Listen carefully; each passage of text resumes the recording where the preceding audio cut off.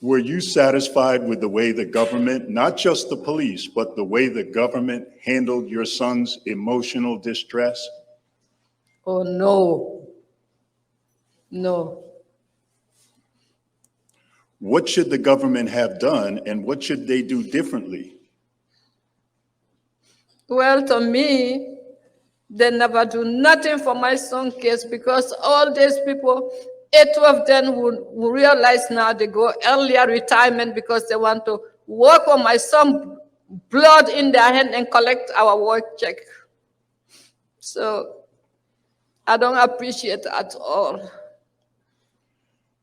Based on your personal experience and your personal tragedy and your experience with the victim families, do you believe that race is a factor in the way that the government is dealing with people with emotional distress? Yes. Based on your personal tragedy and your experience with families, do you believe that race is a factor in the government's decision on the way that it uses deadly force? Yes, I do. And based on your personal tragedy and your experience with families, do you believe that the federal, state, and local government have a duty to prosecute police who commit the kind of acts that you experienced and the other families that you work with? Yes.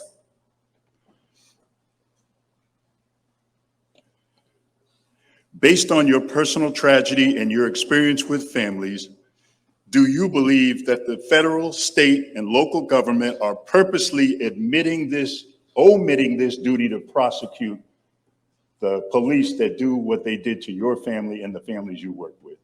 Yes, they should do that.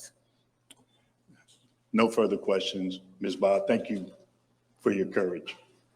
Thank you, I appreciate it. I hope nobody can bury his 28 honor student child as a brother Mohammed.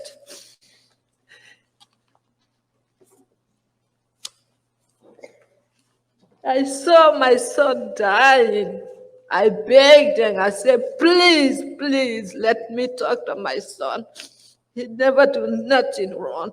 I just want to take him to the hospital on the 28th is his birthday. Nobody listened to me.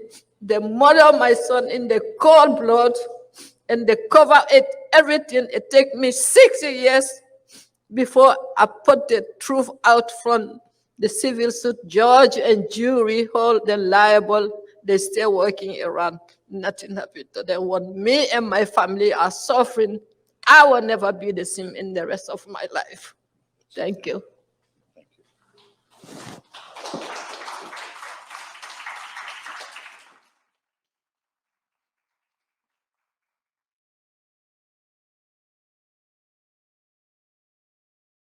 So the 8th Amendment, let's talk about the 8th Amendment, which prohibits cruel and unusual punishment in this country.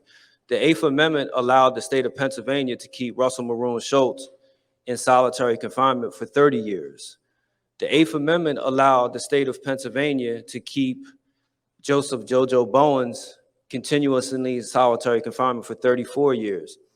The 8th Amendment allowed the state of Pennsylvania to keep Fred Muhammad Burton in solitary confinement for 19 years. The 8th Amendment in Pennsylvania allowed the state to keep Arthur Chetaway Johnson in continued solitary confinement for 39 years. All of these were political prisoners, and they were in the hole for a reason, because the state wanted to separate them from us, from other prisoners. I was, I hate to say that I was fortunate, but when I was in solitary confinement, I was fortunate to be put on the range with these men. And they were the ones that if you were young and you went back in the hole, if you went back into the hole and were put on the range with them, you were very fortunate because you knew that you were going to get an education, right? But the state did not want us to speak to them. The state did not want us to be them. Actually, the state was saying that if you want to be like them, this is they're the example for you. You will be in the hole for decades. But we rejected that model because they were giving us something. They were giving us life while the state was taking it. So it's like the state was strangling us and they were resuscitating us. So we was like, I'm going to go with what's giving me air, not with what's taking my life. But the experience, the only thing I can say about solitary confinement is every individual person's own particular hell. That's the best way of describing it. Like, it impacts people differently. It impacts people in their own way. You see some people that go inward and never come out because you tear yourself apart. You see some people that just project so much outward because they're gone mentally. But the conditions, look, you know, you're in a cell in many of our cases with just a pair of boxers, a t-shirt. You might be lucky if you get flip-flops, a couple books, a sheet, toilet paper. And the remarkable thing I found about that is that I've been in a cell completely naked with nothing in that cell, and I would see a lieutenant come and look in that cell and stand there and figure out what more could he take? What more could they take? And it was in those moments that I realized that there's nothing else that you could take, right? That's the mentality that you have to survive. But if you don't have that mentality, that those are the people, unfortunately, who are going to take their life because they have reached that point. Every human being, I don't care who you are, has a breaking point, and then how you break is really going to depend on your experiences and at what level you break. And it's the people that who are in those type of conditions are the ones who are going to kill themselves, are going to go so insane that they never come back. So, you know, I would like to just go minutely into each particular form of hell that solitary confinement is, but I don't know if I have right now the mental space to do it, and we have the time. But what I could say is that solitary confinement in the United States is based on stripping people who already have nothing, finding what more can we take from you. And you have to be a remarkable human being to make it out of that experience and repair yourself, because you're going to be damaged. No doubt about it. You're going to be damaged. So that's what I'll say about solitary confinement. It's inhumane. And in the United States, it is common. It is part of the system. And, you know, you don't have to be a political prisoner in the United States to spend years in solitary confinement. There's many of us have.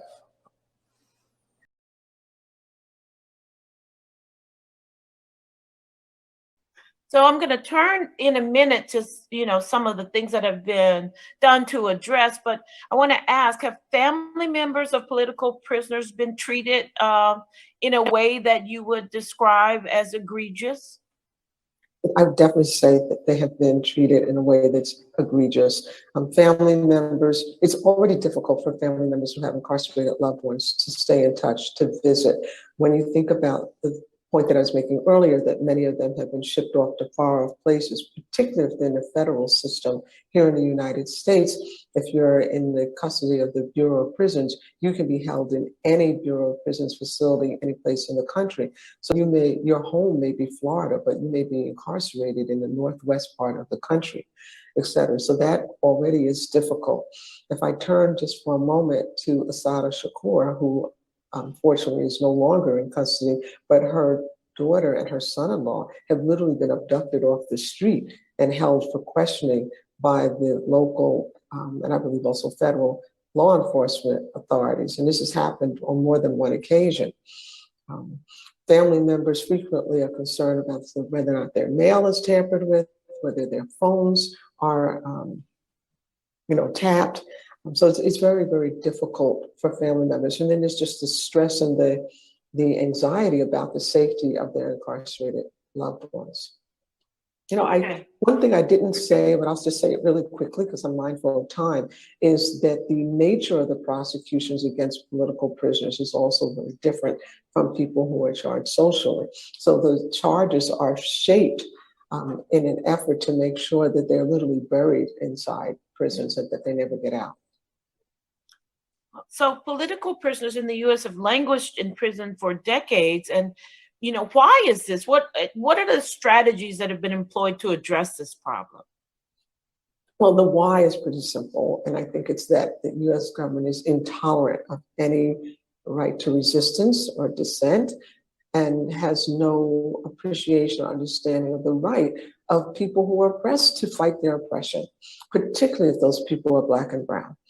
Okay, now I'll move to the strategies. So over the course of several decades, various defense committees have arisen and support committees that are focused specifically on elevating the circumstances that various political prisoners are held under, and also advocating for their release on parole, raising money for their legal defense, raising money for commissary, raising money so their family members can go visit them, stay in contact with them.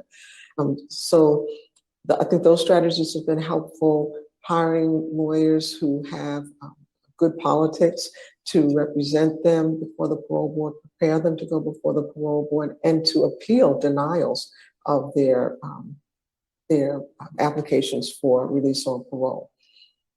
So those are some of the strategies, and there's certainly some joint strategies, tribunals such as the one that we're having now, and we had one back in 1990, and building connections to other social justice struggles, expanding the base of support. All of those are parts of the strategies that have been pursued. So based on all that you saw, what were some of the practical effects of this poisoning of the water supply? Well, I mean, I lived in Flint at the time, and I have like long-term health consequences as a result of drinking this tainted water. I now have seizures and I am unable to drive. My asthma has gotten worse. I had mild asthma and now I have severe asthma. And so now I have to take a oral steroid and I have to take anti-seizure medications. And, you know, like I have to take a lot of pills that I didn't have to take, you know, before the water crisis. And I would just say, like, for our community, you know, like we've seen reading test scores plummet from the exposure of drinking Flint water. And this is something that is going to have impact on our community for multiple generations. How convinced are you that all of this was deliberate, that it was done on purpose?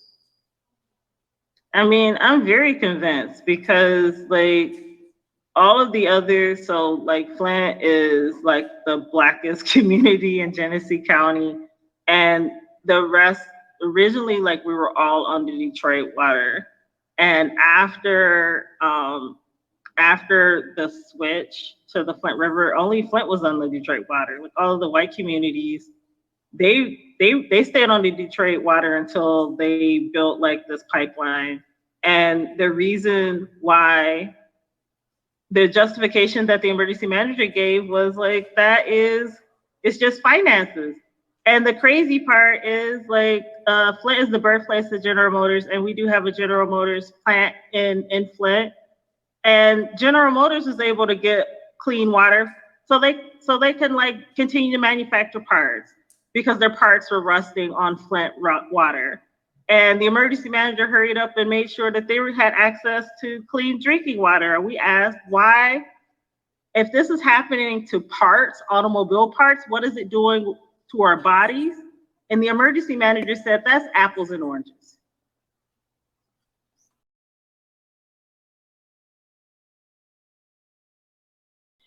Institutional and structural racism is reflected in discriminatory healthcare policies, in the underfunding of preventive care, in the fewer and poorer quality healthcare facilities that are chronically understaffed and under-resourced, in the rationing of care, in racist curricula in medical, nursing, and social work schools, in fewer doctors and nurses of color, in the denial of or limited access to the latest treatments or best medications, in the inaccessibility of long-term care, in the leaving out of government coverage for glasses, hearing aids, dental care, in the implicit biases, prejudices, lack of respect, and common courtesies heaped upon and endured by patients of color.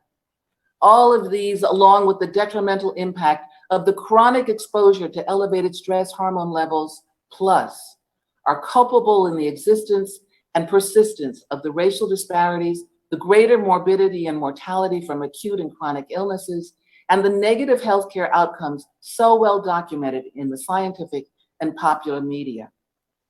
Yes, Latinx, American, African American, First Nation, Indian Americans, and Pacific Islanders infant mortality is more than thrice that of whites, and our maternal mortality is more than twice that of whites. Our longevity is at least 7 years less, not to mention the poorer quality of that longevity. What about the undisclosed or forced sterilizations of thousands of Black women in the South, Indigenous women on reservations, and of women in Puerto Rico, which is incidentally predominantly Catholic? Or the profiteering off of Henrietta Lacks's cancer cells, or the Tuskegee syphilis experiment. Then there were the partial lobotomies of incarcerated men, mostly men of color, African American men, in maximum security prisons up until the 1980s.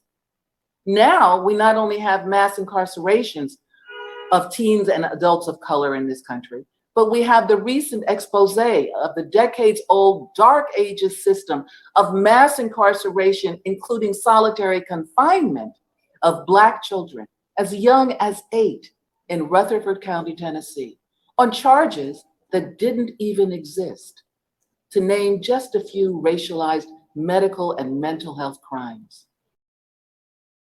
Good morning. Assalamu alaikum. Peace. Greetings to everyone. Thank you for coming to this here webinar. We've been looking forward to doing this for a little while now. We want to welcome everyone here. I'm going to try to be your moderator, your facilitator today. My name is Sekou Odinga. I'm a former member of the Black Panther Party, the Black Liberation Army. I'm currently with the Northeast Political Prisoner Coalition, the Spirit of Mandela, and the Peoples Senate Coordinating Committee. In 2021, the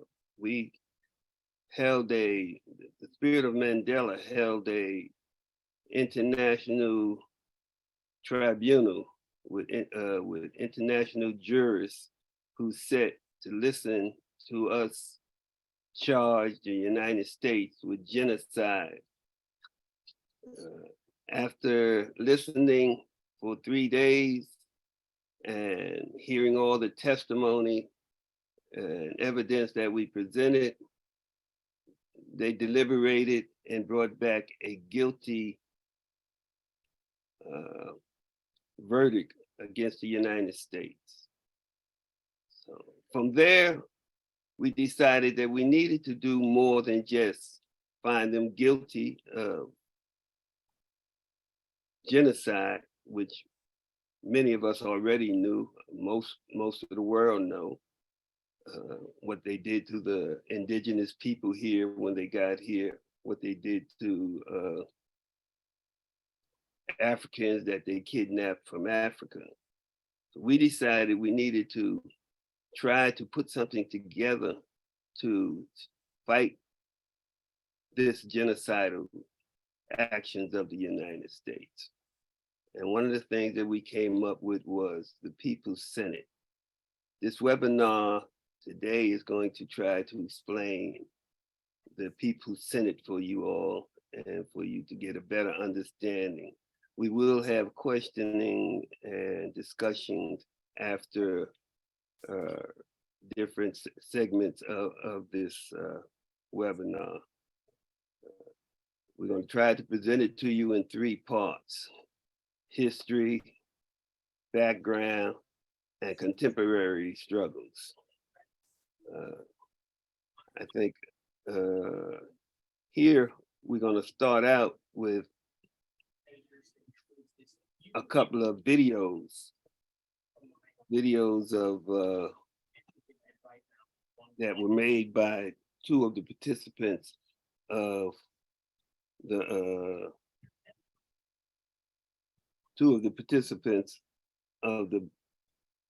the International Tribunal. Yeah.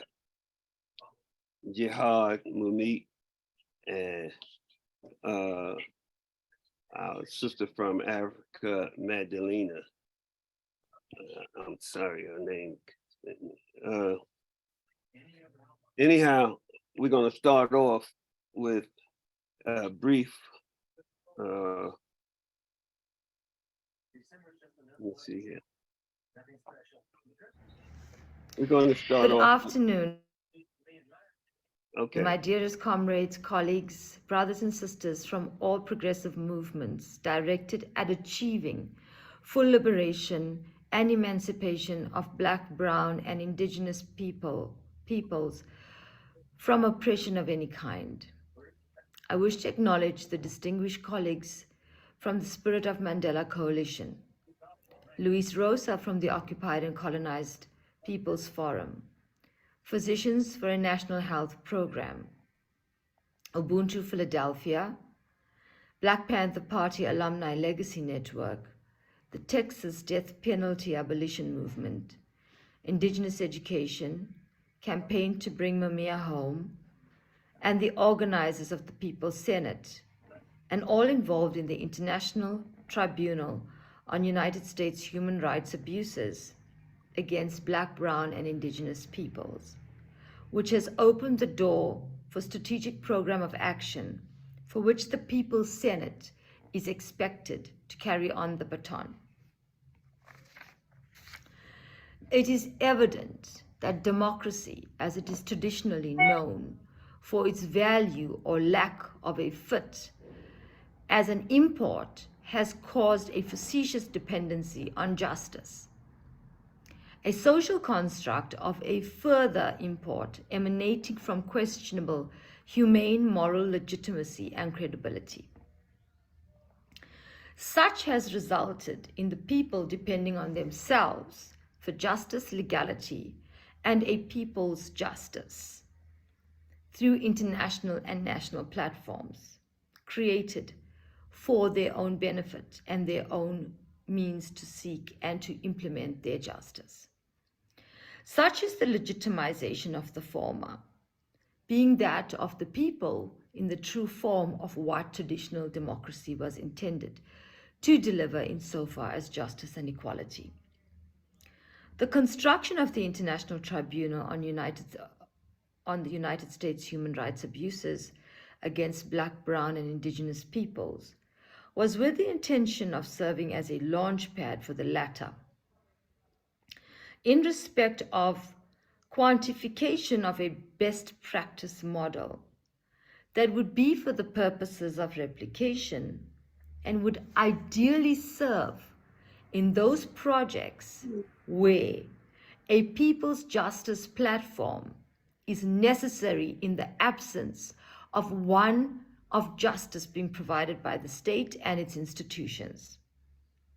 This opportunity provided for a balanced response from the United States government in respect of the indictment that was presented to themselves with 5 charges in respect of the International Tribunal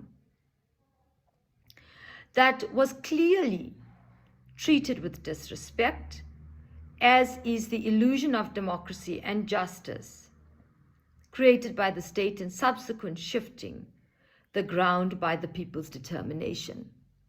The undermining of such indictment by the United States government indicated its lack of commitment to the determination of the people.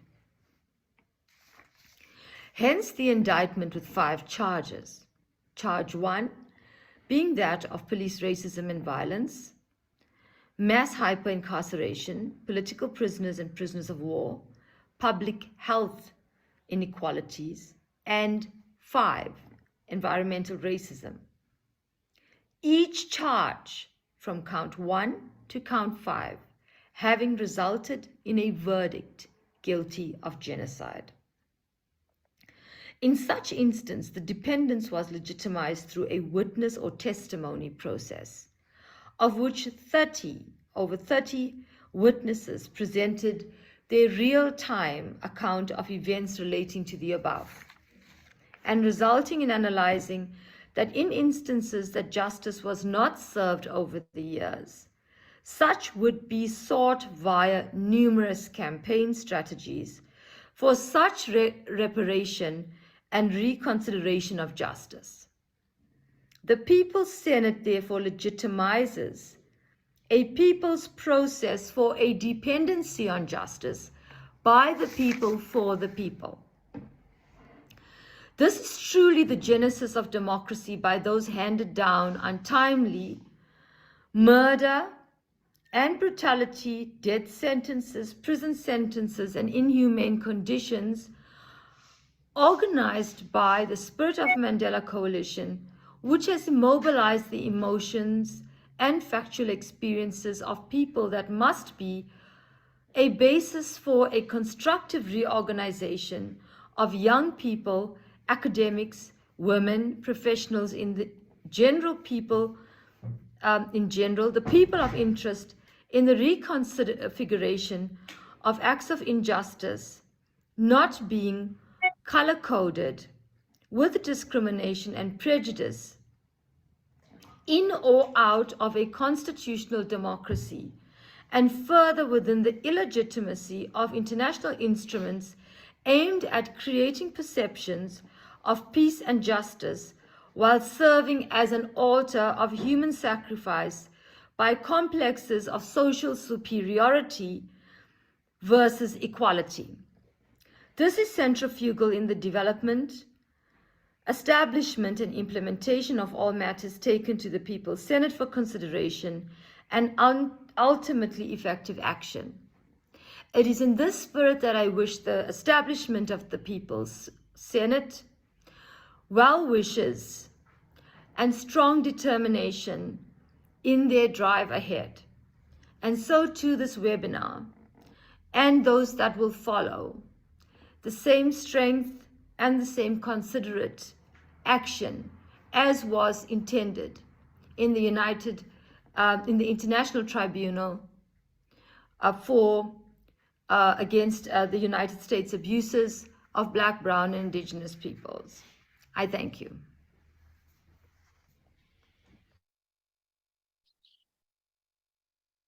Thank you, Sister Maggie. We are now going to have a short video by Jihad Mumit. Jihad. I greet everyone with the noble and distinguished prayer of Assalamu alaikum. May the peace of Allah be upon each and every one of you. My name is Jihad Abdulmumit. I am a member of the coordinating committee of the Spirit of Mandela Coalition. I am a member also of the committee that's organizing the People's Senate, which is presenting this webinar to you today. I am the chairperson of the National Jericho Movement to free all political prisoners, and I am a member of the Jamata Uthman Danfolio in the United States of America. I am honored, sisters and brothers, to be here to explain to you some of the mechanics and some of the functioning of a very profound, a very pragmatic, and a very strategic initiative stemming from the 2021 International Tribunal. But first, I'd like to request and seek the permission of our elders to continue. I would like to give full and complete and sincere acknowledgement to the leadership in our communities and those organizations that have been on the vanguard front line for decades in the United States, fighting for our liberation, defending ourselves against police violence and the repression in our communities. We salute you sincerely and humbly, and we pray that you yourselves find your way to become a part of this noble initiative. The vision of the People's Senate itself is to give full, complete, and effective voice and representation to Black, Brown, and Indigenous people in the United States. And with this being done, of course, benefiting all peace-loving people. The People's Senate will also build an organized opposition against white supremacy and the institutions and groups that support it. The People's Senate will build a cohesive working network reflective of poor and working class communities across the United States. We seek the participation and the involvement of grassroots organizations, of people, of people's assemblies, of activists, of environmental and healthcare advocates, of workers, of academics and professionals, and of course, of religious institutions. What this means is that the People's Senate organizers themselves, we who are talking to you today, will venture forth throughout the country, region by region and state by state, to number one, acknowledge those sisters and brothers in those organizations that's actually doing work in the community. The ones that's doing work in the community, regardless if it's addressing oppressive policy, setting up community gardens, dealing with food, clothing, and health issues, regardless, those have been there for so long doing this work. We recognize you, we salute you, and we invite you to become a part of this process called the People's Senate. And so what is your expectation, you might ask? Well, presently, good news, there is no heavy lifting for you to do. We want you to understand what we are trying to do. And to become a member, we just need 2 people from your organization to sign for that. It is a formality. This is not just a go-by-night passing event or thing, that you actually become a member of a process. If it's just you yourself as an activist, fine, that's great. All right, but this is what, so you become a member, and as membership grows and from region to region, area to area, and the quantity is such, then you yourself will have your own caucuses amongst yourselves to recruit amongst yourselves who would be best to represent that area. And once this is done and the person or persons are elected, they become the senators of that region. And those senators of that region will collaborate with the senators that went through the same process in another region, all the way from coast to coast, north to south throughout the United States. And those senators will become the People's Senate, your representatives. And so what does this mean for you? What is the benefit for you as an organization?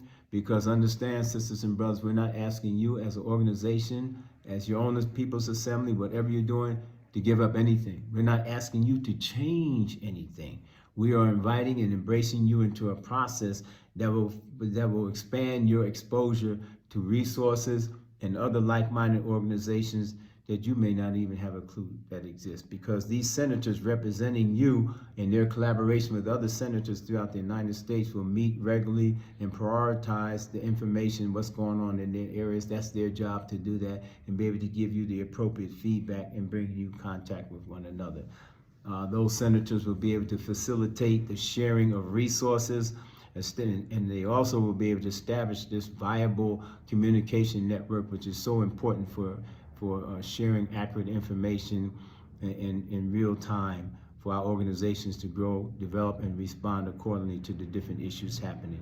So once again, they'll put you in contact with a network of organizations that agree to be a part of this, and then we become, in fact, a real, true united front in that regard.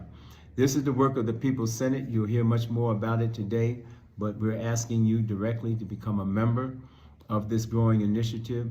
Is very important, sisters and brothers, when we recognize that the forces of oppression are constantly always consolidating, from grand organizations such as the European Union to NATO and everything in between, always consolidating their resources, regardless of how sometimes how they feel about one another. They realize the importance of them maintaining control and oppressing people and continue with their program of colonialism throughout the world. We ourselves, we gotta stop being so fragmented.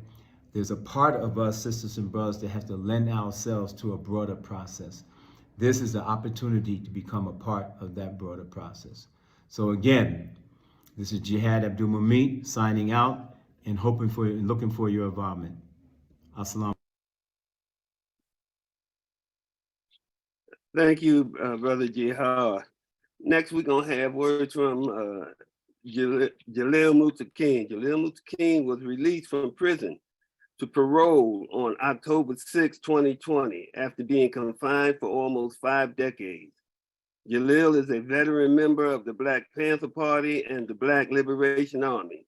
He is also a co-founder of the National Jericho movement to free all political prisoners. While in prison, Jalil earned college degrees of Bachelors of Arts in sociology and bachelor's of science in psychology. He's also an author of the book, We Are Our Liberators, and a few other books. Jalil continues in human rights activism and movement building in the fight for the release of all political prisoners.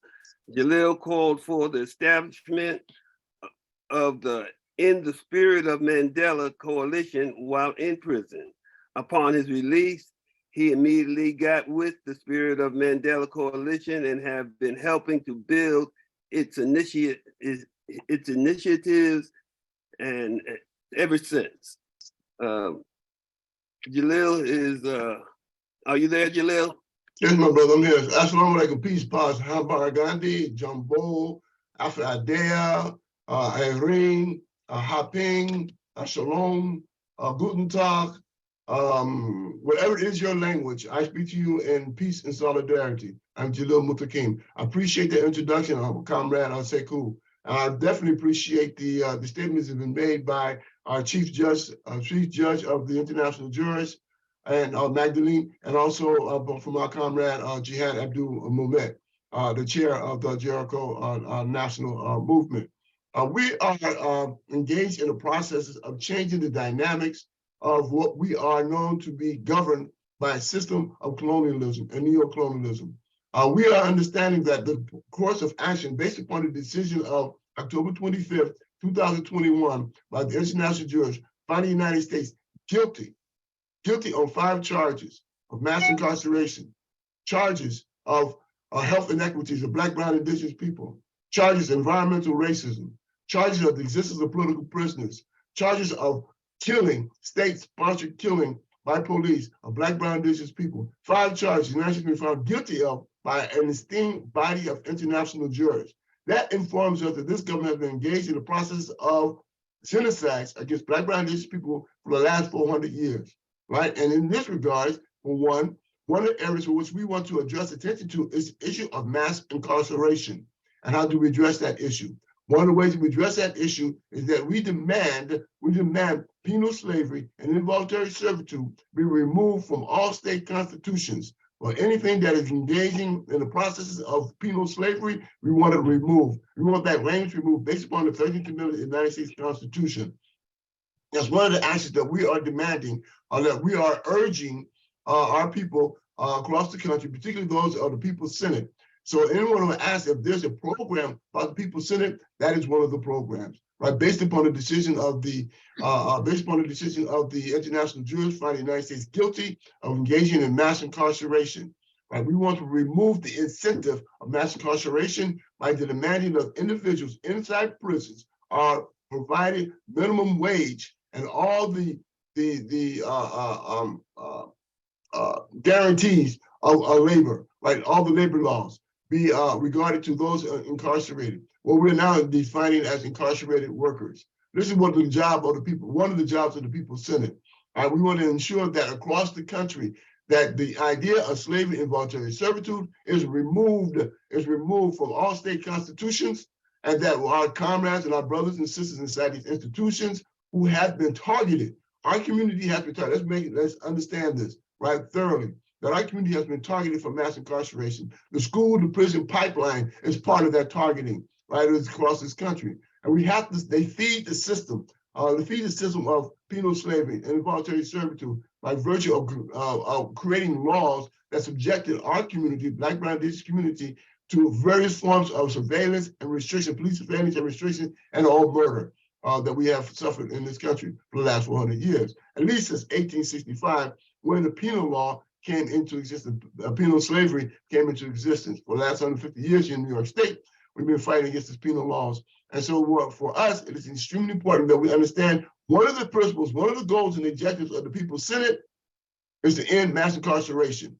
Why? Because the International Jurist found mass incarceration is genocidal against Black, Brown, and Indigenous people. So that's one of the causes, right? Often, naturally, we have to understand that some of the things that we need to do, of course, is build these people's clinics, as the Black Panther Party did with their health clinics, right? This is how we address the issues of health inequities that the United States that actually been found guilty of charging genocides. And so for us, it's important to understand that our goal and objective is to restore and build our humanity, our common collective humanity across this country, opposing ideas of white supremacy and capitalist imperialism, opposing anything that subjects Black, brown, indigenous people to be dehumanized, demeaned, and devalued.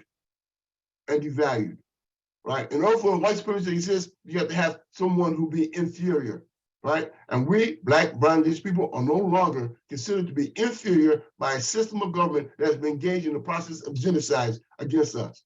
That is my story. This is our story, and this is our goals and objectives. Build the People's Senate. Join us in this national monumental campaign to end white supremacy and capitalist imperialism, and for our liberation and independence, Black, brown, and indigenous people.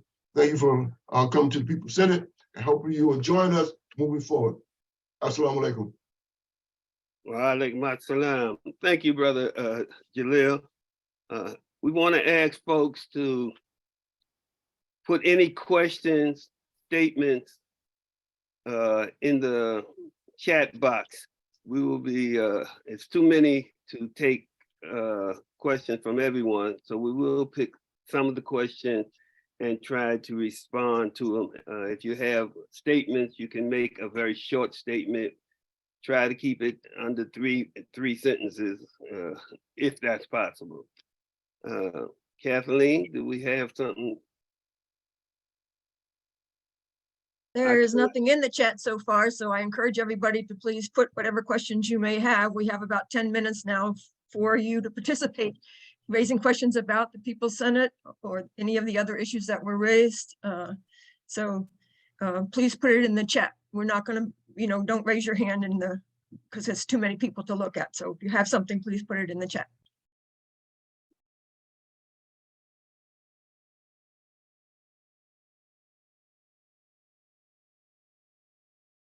I see. Okay, something. so far there's one question, which is, can anyone address the US government's response to the 5 indictment of genocide charges following the tribunal in October?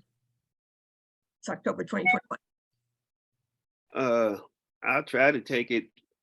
At this point, they haven't responded at all. I think that to respond is to legitimize us in their eyes. And so they haven't really made any kind of official statement or response to the tribunal or the guilty verdict. This is Jihad. Can you hear me? Yes, go ahead. Yes. Yeah, assalamu alaikum, everybody. Just wanted to try to add some, build on Comrade Sekou's answer. The government's response was no response. That's intentional. That's how it always is. It's like a baby in a crib. No response, expect for you to die. The response can only come from us and our actions after the tribunal. And that's so as Jalil always says, we are our own liberators. It doesn't matter what the government's response is, because it's not going to be, okay, you're right. Nobody on this webinar would even begin to think that.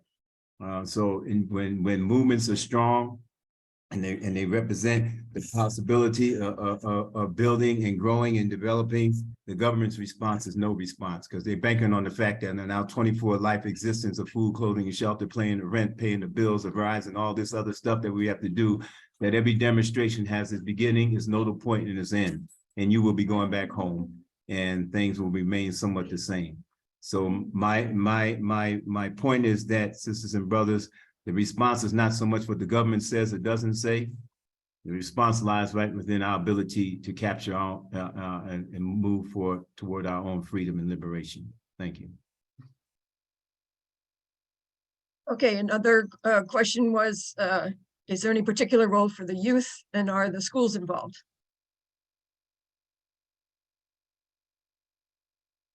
If I could just say, not answering that, but a little hopping on comment from Baba Sekou and Jihad, as they poignantly noted about the US government response, I think it's equally important to note that the reason we didn't bring this to the US courts, but rather to an independent international tribunal, is because of the hope of getting the kind of response we got from the panel of jurists. And Her Honorable Maggie Moonsamy, who you heard from, helped bring us messages from the daughter of Winnie and Nelson Mandela, which is fairly official within South Africa.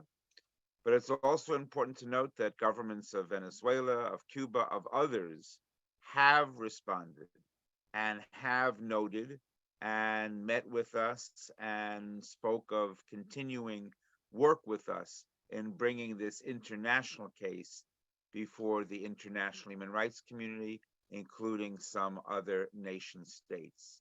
So I think that's important to note about what the US government is and isn't, and what the International Tribunal and the Spirit of Mandela Coalition, People's Senate moving forward, is and isn't.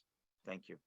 Let me add just one more point to that as well. One of the things that we intended to do is file a lawsuit in the Federal District Court of Genocides. We know that the United States will not charge itself with a violation of its own rules and regulations.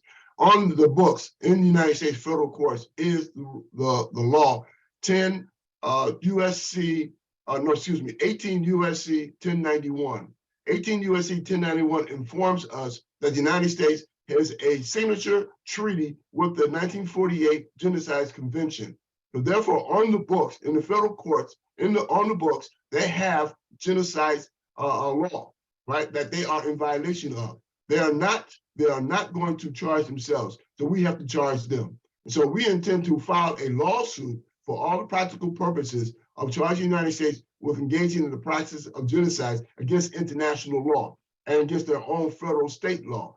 Once we have established our legal team, we are in the process of trying to build a legal team for that particular purpose. Naturally, by filing this lawsuit, the United States would have to respond to it, right? And in our position of them responding to it, we'd be able to bring the generation of information to the attention of the court, and therefore to the attention of the public. And so that is our goal in Texas. Part of our educational processes is this lawsuit that we intend to file at some time when we get our legal team together, based upon the People's Senate, building up the People's Senate.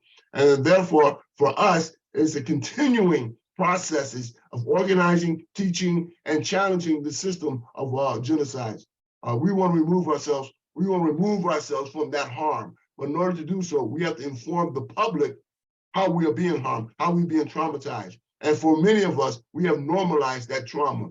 And we have to decolonize our thinking in terms of that. That's building up the People's Senate. Thank you. Okay, several of the questions are along the lines of what to do next, how can people participate, what's the role for the youth, for the schools, so people can speak more specifically to where moving forward from here. I know later speeches will also do that, but those are among the main questions being asked.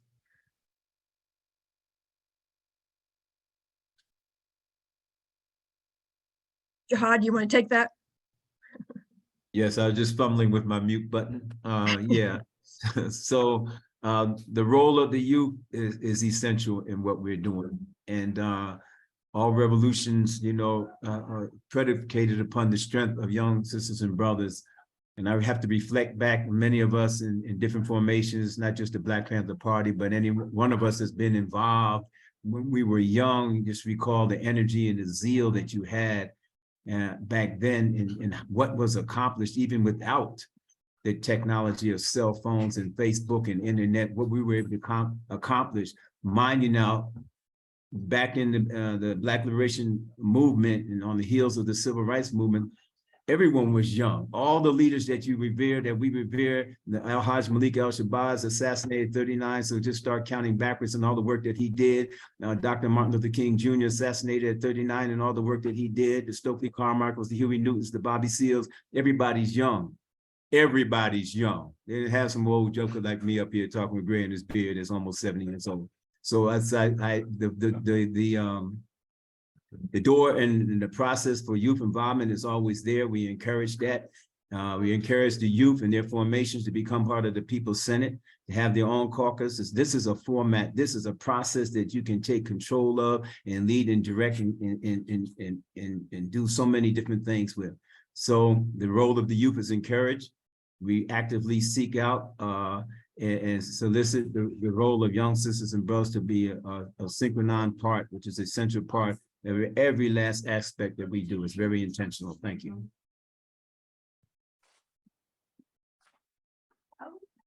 Okay, there's also a comment. I guess it's, I'll just read what's here, and then it's also a question. My name is Anita Wills, and I am the mother of a son who has been incarcerated for over 23 years. He was unjustly convicted in Alameda County, California. His son, my oldest grandson, was murdered by the same police who unjustly incarcerated my son. Are you all going to the International Human Rights Organization? They have been harassing my entire family for over 20 years. So there's a question about going to the Human Rights Organization, and also one about the newly formed, let's see if I can remember the name of it, the Permanent Forum of People of African Descent. Questions about how we're responding to those two organizations. Okay, if I may real quickly, just say this. My dear sister, condolences and serious solidarity to you for what you're going through and the grief that you're experiencing. The Peoples Senate itself, referring back to the theme and focus of this webinar, is a long, it's not terribly long, but it's a strategic trajectory, you know, that we can loop in, connect, network, and organize all those organizations, including those organizations that are in your area that could potentially address the situation that you explained. The Senate itself puts all those organizations, Alameda County to Brooklyn, New York, to Plainfield, New Jersey, into the same network where we have people intentionally meeting, collaborating, prioritizing our resources. So for example, if that was an issue, which it is an issue, but that if the Senate was more developed, which hopefully within time it will be, you know, that could be taken up by the senators, and we could direct resources and attention to exactly what you're talking about. As it is now, we don't have that scope and that breadth and that power to do so. The purpose of the People's Senate is to develop that. It's not, that's what we're trying to, that's what we're going to do, inshallah. That's what we're going to do with that, so that when issues like what you just explained come up on the radar, senators will collaborate. They'll be able to channel the resources that's needed to give justice to that situation and any situation like that. Thank you.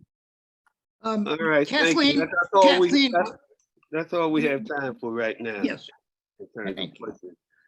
You can continue to put your questions in the chat.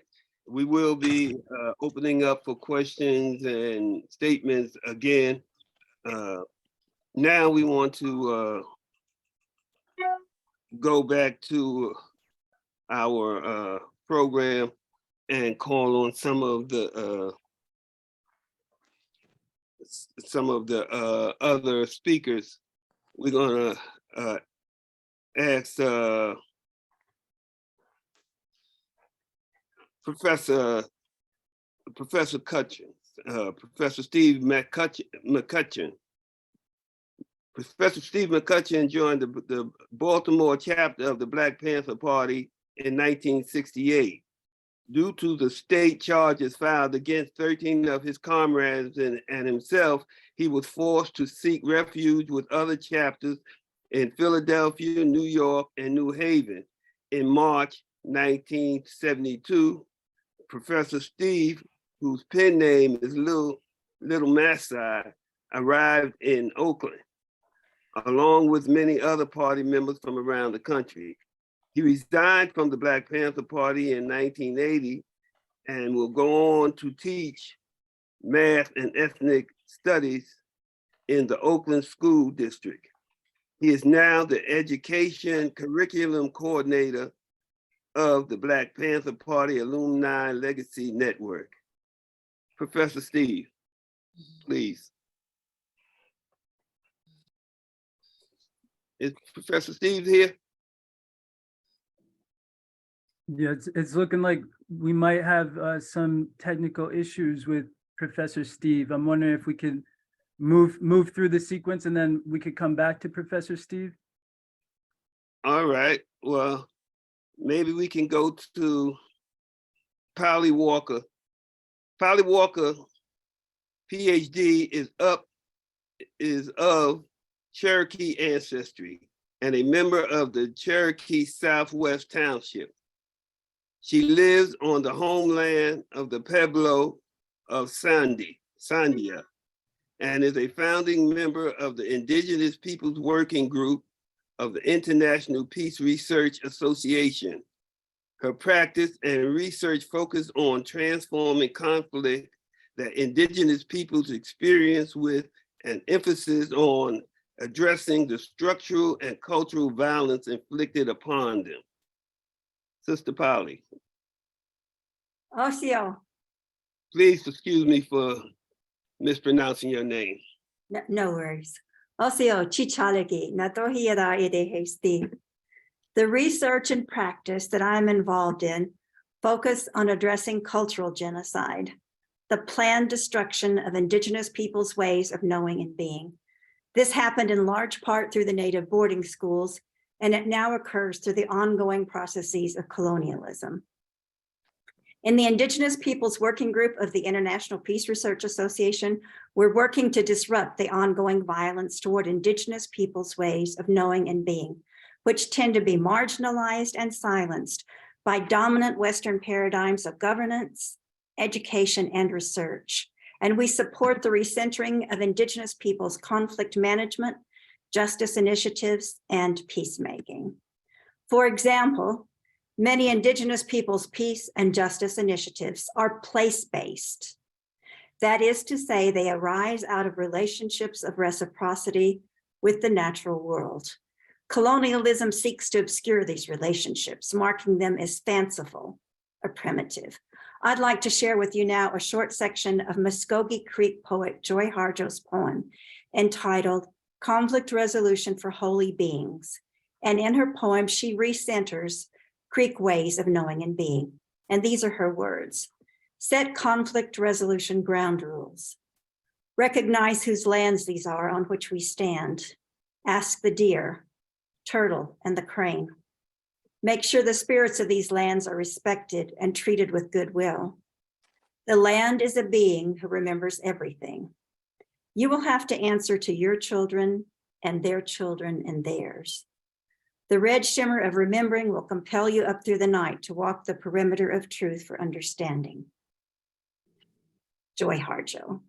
As you can see in Harjo's evocative words, Muskogee Creek conflict resolution is embedded in eco-relationality and respectful and reciprocal relationships with the natural world, again, obscured and harmed by colonialism. We see this principle in many Indigenous words for peace.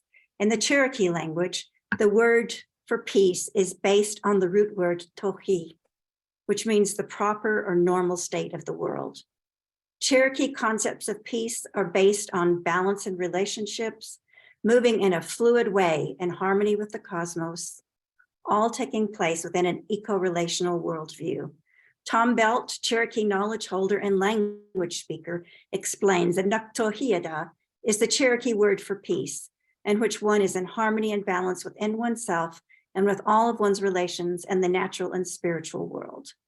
Yet these and other Indigenous ways of knowing and being are suppressed around the world through the cultural genocide of colonialism. And now I'm going to switch to how we're working to address these things and the approaches that we're using. So colonialism can be described as a complex conflict that has high levels of ongoing harm and strong resistance to change. Many of the conflict transformation initiatives that I'm involved in are based in systems theory, in part because Indigenous knowledges are systems-based, and in part because it requires a systems-based approach to disrupt the complex conflicts of genocide, colonialism, racism, and other ongoing forms of violence. In a systems-based approach, we look at the different elements that are keeping the system in place because they shape each other. And to disrupt the system requires disrupting many of those elements, and it requires building many elements that support a just peace. A complex conflict is like a dynamical system. It creates a kind of force field that keeps the violence in place. And to disrupt it, it requires a set of processes or strategies. And I'm just going to name three of them.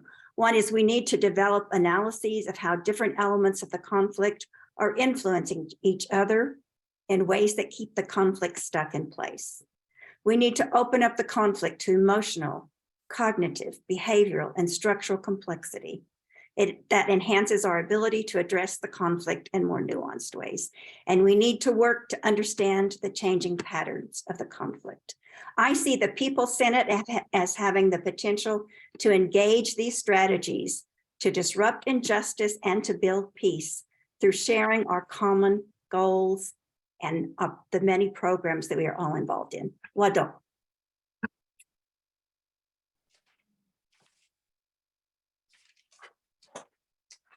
Thank you, sister. We're going to try to go back to Professor Steve if he's available. If not, we'll try to move on to MaryLouise Patterson. Dr. MaryLouise Patterson is a retired pediatrician, social activist, and co-author of the book entitled Letters from Langston, From the Red Scare to the Harlem Renaissance and Beyond. She's the mother of 2 and grandmother of 4.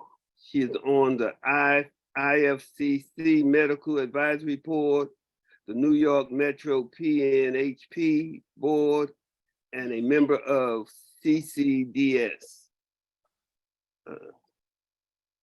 Dr. MaryLouise.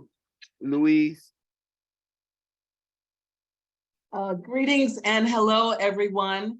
Back in 1951, those who wrote We Charge Genocide understood that medical care or the lack thereof impacted healthcare outcomes, but that socioeconomic factors had the greater influence as they determined one's environment, and it was the environment that facilitated or suppressed the expression of one's genetic endowment, which resulted in the well or ill-being of a person or group.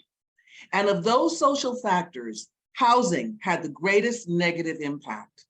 So they wrote in their opening statement, and I quote, "We shall prove that such conditions of life, so swell the infant and maternal death rate and the death rate from disease that the American Negro is deprived, when compared with the remainder of the population of the United States, of 8 years of life on average. They, Negroes, are segregated legally or through sanctioned violence into filthy, disease-bearing housing and deprived by law of adequate medical care and education. From birth to death, Negro Americans are humiliated and persecuted," end quote. Those words were written over 70 years ago, but they're as true today as they were then, perhaps even more so, given the ensuing advancements in medicine and health. In 1950, the national healthcare expenditure was $12.9 billion, an average of $84 per person. That would be about $500 in today's dollars. Last year, it was $4.6 trillion, an average of $6,000 per person. So what do we have to show for the 4.6 trillion? Let's look at life expectancy, an indicator of the quality of life. In the 1950s, when the We Charge Genocide petition was presented, Black life expectancy was estimated to have been about 59.1 years for Black men and 62.9 years for Black women, a difference of 7 years for Black men and 10 years for Black women from whites back then. Today, the CDC estimates Black men's life expectancy at 66.7 years against white men's 73.7, and 74.8 for Black women, while it's 79.2 for white women. Still a 7-year difference for Black men. So even though overall life expectancy for everyone has increased, the racial gap remains the same, especially for Black men. Or let's look at maternal mortality, another overall indicator of the quality of life. The high rate of Black maternal mortality has gotten a lot of press and official acknowledgement lately, with resultant public and private monies allocated for its amelioration, allegedly. Everyone, including President Biden, has jumped on the racism denouncement bandwagon. Why? Because because Black maternal mortality crosses economic, educational and regional lines, thereby exposing the lie of America as the land of equality and freedom for all on both the national and world stages. It exposes not only how generic racism is in US healthcare, how it pervades every single aspect of it, it also exposes the mad profit-driven chokehold corporations have on US healthcare that have corrupted, twisted, and gutted it so that it's no longer a functioning entity capable of safely and effectively handling a natural body function such as childbirth, not to mention its complete breakdown during the once-in-a-century pandemic. In a recent study out of California, the following was observed. The richest Black mothers and their babies are twice as likely to die as the richest white mothers and their babies. Well, this is not new information. As recently as 2017, the world famous Serena Williams, the greatest tennis player ever, and quite wealthy as a result, gave birth and subsequently almost died from medical negligence based on racism. Excuse me. But this is the first paper to document with irrefutable data this particular outcome disparity based on race. It also proved better outcomes when Black patients were cared for by Black providers. Well, that's not news either. What is news is the following. It found that the richest Black women had worse maternal and infant outcomes than the poorest white mothers. It found that the disparities are not explained by income, age, marital status, but rather broader forces at play in the lives of Black mothers. It's not race, it's racism. But the biggest news is that the richest white American women gave birth to less healthy babies than the richest white Swedish women. So why are rich white US babies not only not healthier, but they're not even as healthy as their Swedish counterparts? There are many causative factors contributing to the answer, but I'm sure one of them is racism and another is unbridled capitalism. That they have a negative impact on poor working and middle-class white Americans was known, but on rich white Americans too, deserves much more questioning, research, and emphasis that it's had up to date. Why are most mass shooters young white men? Why are the rates of suicide and depression so high among young white people? Those are just two of the many questions needing answers. Black Americans and other people of color, including Blacks from other countries, are not the only so-called victims of racism. White people are as well, including rich white people. Racism dehumanizes white people as it maims and murders Blacks and others. In wrapping up, racism in medicine and healthcare is well recognized now as it's received a lot of recent press, especially since the COVID-19 epidemic and the allocation of monies to fight it. For instance, New York has gotten $45 million for 4 new birthing centers. How do we push for substantive next steps on a national level, as this is a national phenomenon? How do we support those who on local levels are fighting for change and developing projects and practices that might make a dent in the problem? How do we bring them into such a national effort as the People's Senate? We must explore the answers. I want to thank Ashaki Binta of the Spirit of Mandela Coalition and the other organizers of this event for inviting me to talk about this. And I'd like to end with just one snippet from Jane Cortez, the poet Jane Cortez, from her poem, And There It Is. And if we don't fight, if we don't resist, if we don't organize and unify, get the power to control our own lives, then we will wear the exaggerated look of captivity, the stylized look of submission, the bizarre look of suicide, and the dehumanized look of fear, and the decomposed look of repression forever and ever and ever, and there it is. Thank you. Thank you. We appreciate your words. Has Professor McCutcheon come in yet? Not yet, but we'll send word as soon as we see him. All right. Well, we're going to try to move to Brother Ghani. From the age of 15, Kempis Songster, affectionately known as Ghani, spent 30+ years in prison on a sentence of life without parole or death by incarceration. While there, he became politicized by of liberation movements and by the mentorship of the late Russell Maroon Schultz and still alive Jojo Bowers. Ghani emerged back into society 5 years ago as an outspoken voice against mass human caging and death by incarceration sentencing, and other ways the state treat human beings as disposable. He created and hosted a social commentary podcast for Amistad Law Projects called Move It Forward, with a particular focus on healing as political action. He founded Ubuntu Philadelphia and is now program manager of Philadelphia's first restorative justice diversion program called Healing Futures. He also co-authored the legal article entitled Redeeming Justice, which is published in the North University Law Review. Brother Ghani. From the outset, thank you, Baba Sekou. From the outset, boundless gratitude to everyone who had a hand in the formation of the People's Senate. I believe this will prove to be a vital formation to our collective survival, especially the way things are going in the world, or as we move into what increasingly is, and for many around the world already is, an apocalyptic or post-apocalyptic dystopic existence.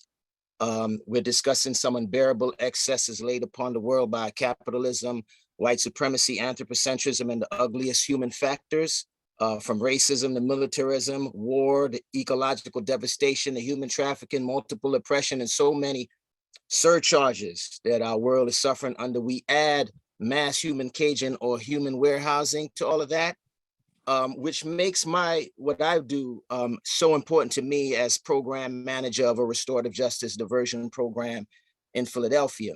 Many of y'all might have already be aware of restorative justice diversion and what that means, but in Philadelphia, this program involves cases of young people who've committed or are accused of causing harm being referred by the district attorney's office to our organization. And this is a contradiction, let me just lift up from here, that we struggle to navigate, to be in relationship this kind of way with the district attorney's office. But the reality is the state has all the bodies, they have all the cases, they have people in captivity, and we're trying to figure out ways to get them out of their confines. And that's what this program is doing. And so what happens is when they refer the cases to us, we then facilitate over the course of weeks, meeting with the young people and preparing them through programming and workshop, and preparing them to eventually meet with the person that they've harmed to offer an accountability statement or an apology. And the person that they've harmed offering an impact statement, and everybody there offering how they were impacted directly or indirectly and what hopes they have for the young person. We come up with a restorative plan for the young person to repair the harm or make things right. And once they do that, we let the district attorney's office know that the young person has completed the program, and then the charges are declined, as if the charges never existed, no criminal record is entered. And then we have a community celebration for every case. Not celebrating that the young person got off soft for anything or anything like that, because it's far from soft. We believe that the system is actually soft because it doesn't hold people accountable, it just throws people away. We actually challenge the young people to take accountability for the harms that they cause to the community. And we celebrate our agency as a community to work out our own trespasses against each other without handcuffs and cages, without cops and courts and DAs and prisons, right? And so that's what we do. And we believe that this work is long overdue in Philadelphia communities, to have a working justice process that's oriented around the needs of the people who are harmed, a process designed to address racial and ethnic disparities in the juvenile criminal legal system and structured to prevent net widening in the juvenile legal system, right? This is crucial work, especially in times of increasing despair about youth violence in our communities and the targeting of our communities for mass human caging. Restorative justice diversion is also a prefigurative intervention, right? It's geared towards getting the system out of the way of and getting our community more involved in what really needs to happen after young people cause harm, right? And many of our community people in our community have already realized that what needs to happen after harm is done is learning and understanding what the needs of the person who is harmed are, what the responsible youth needs to help repair the harms, what the community needs to be healthy and whole in the wake of harm, then everybody working together to see that those needs are met.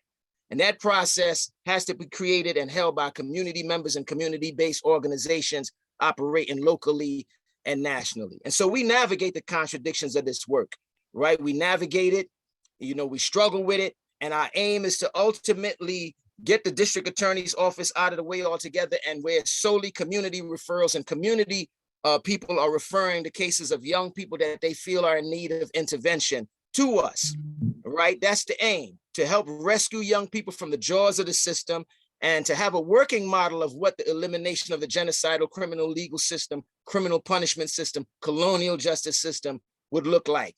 And we lift up, or we highlight fundamental differences between what we do and what the state do. So when a harm happens, this is what the criminal legal system does. For this criminal legal system, crime is a violation of the law and the state.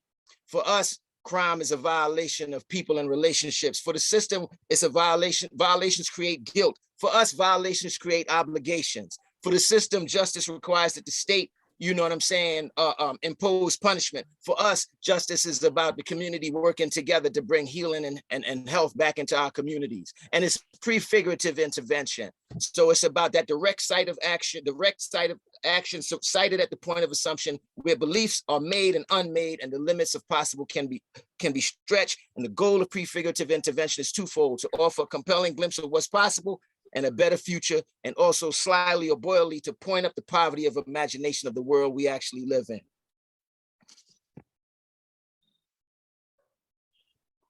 Thank you, Brother Ghani. We're gonna, is Professor Steve here with us yet? No, unfortunately, still having those tech issues, but. All right, so once again, let me remind folks that they can put questions and statements in the chat box, and someone will pick a few of them out. Right now, I think we're going to take a few more questions. Hey, cool. We have a couple of more speakers, Johanna, and we were going to bring Jalil back on. I'm sorry, Sister Johanna Fernandez. Yes. Is she here? I don't have a bio available. I'm sorry, sister. Where is Sister Fernandez? Can you hear me? Yes.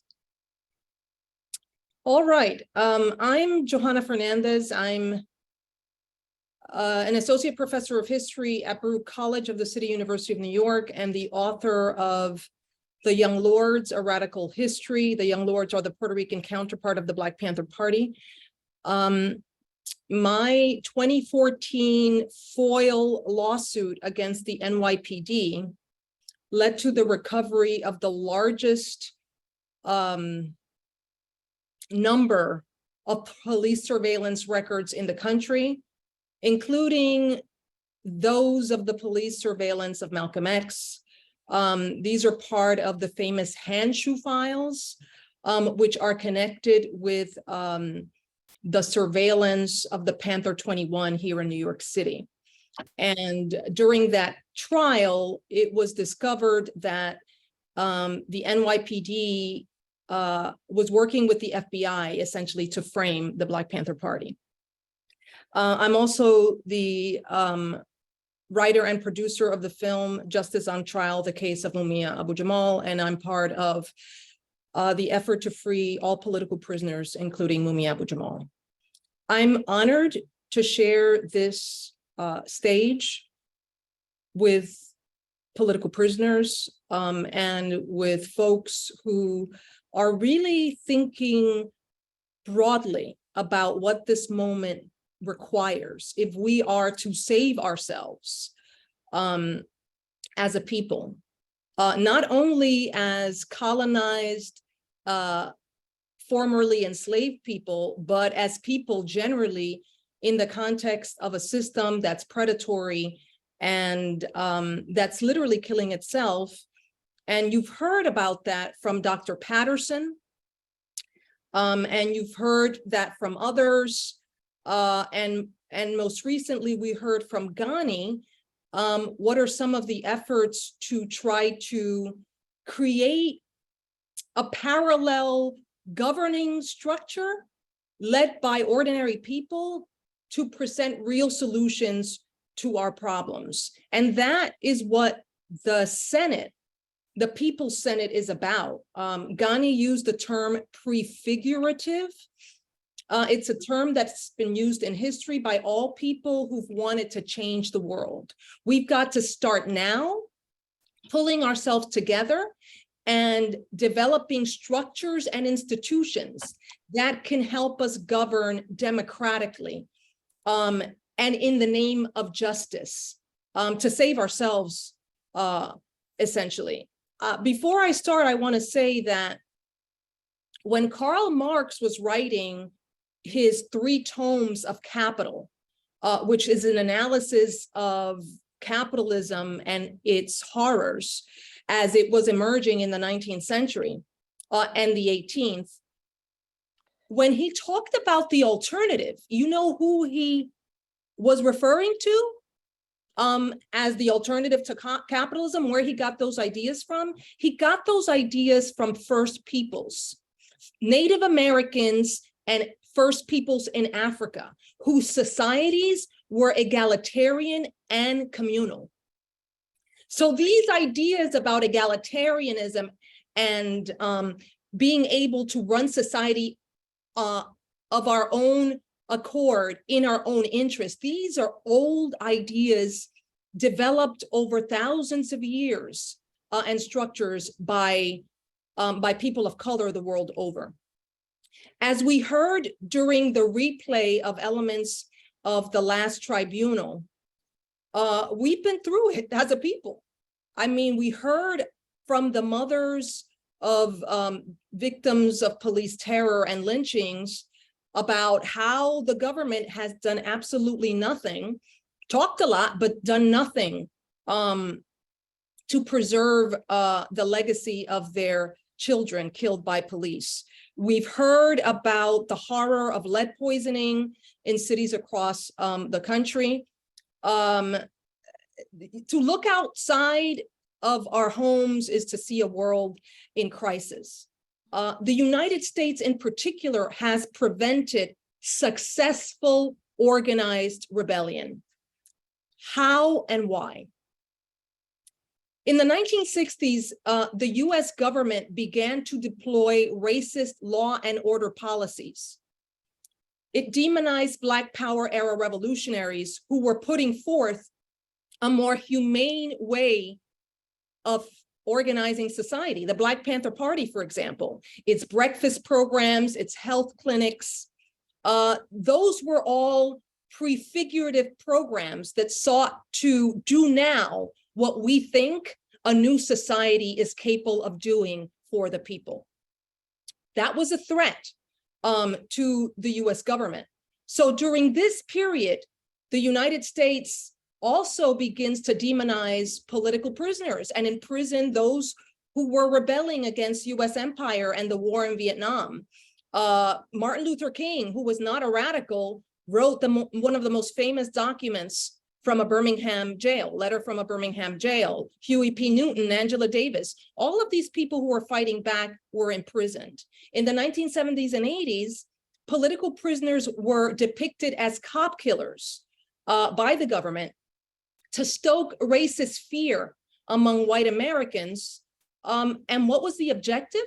Essentially to keep poor white people and white working class people confused about the true source of America's problems and America's deep decline from which it couldn't pull itself out of. During the 1980s and 90s, crime became code word for Black people, Black American people, for Latinos, and for immigrants, mostly from Latin America. These were the so-called undeserving people who were taking advantage of the system, engaged in criminal activity, and digging the country deeper into a financial hole. This logic justified what we know as neoliberal disinvestment in the public sector, essentially the elimination of gains that had been a product of working class and people's struggles in the late 19th century, in the 1930s, in the 1960s. Like what? What were the gains produced by people's struggles? All gains. Everything that we think is good about society today is a product of people fighting for it in the streets. Like, for example, environmental regulations, decent wages, healthcare benefits, sustaining the infrastructure of the country so that we don't have lead poisoning in the water, and so that we're not poisoning the land as we see today in East Palestine when the train crashed in Ohio. That is the product of disinvestment in the public sphere and letting corporations do whatever they need to do to make profits. That hurts everybody in society. And so it was that through fear mongering around crime, but also through law and order politics, and carceral repression of specifically Black and brown people, that the ruling class in this country channeled white fear and anxiety about the future, their economic standing, and the end of the American dream. Part of what happens over the last 5 decades is the end of the American dream for everybody. Of course, people of color, because of racism and white supremacy, are disproportionately affected by the end of the American dream. But as Dr. Patterson said, this crisis is affecting everyone, including white people at the top of society. We see it through their mass killings, but also through the suicide rates of white people. So this, I'm gonna end in a minute, this fear mongering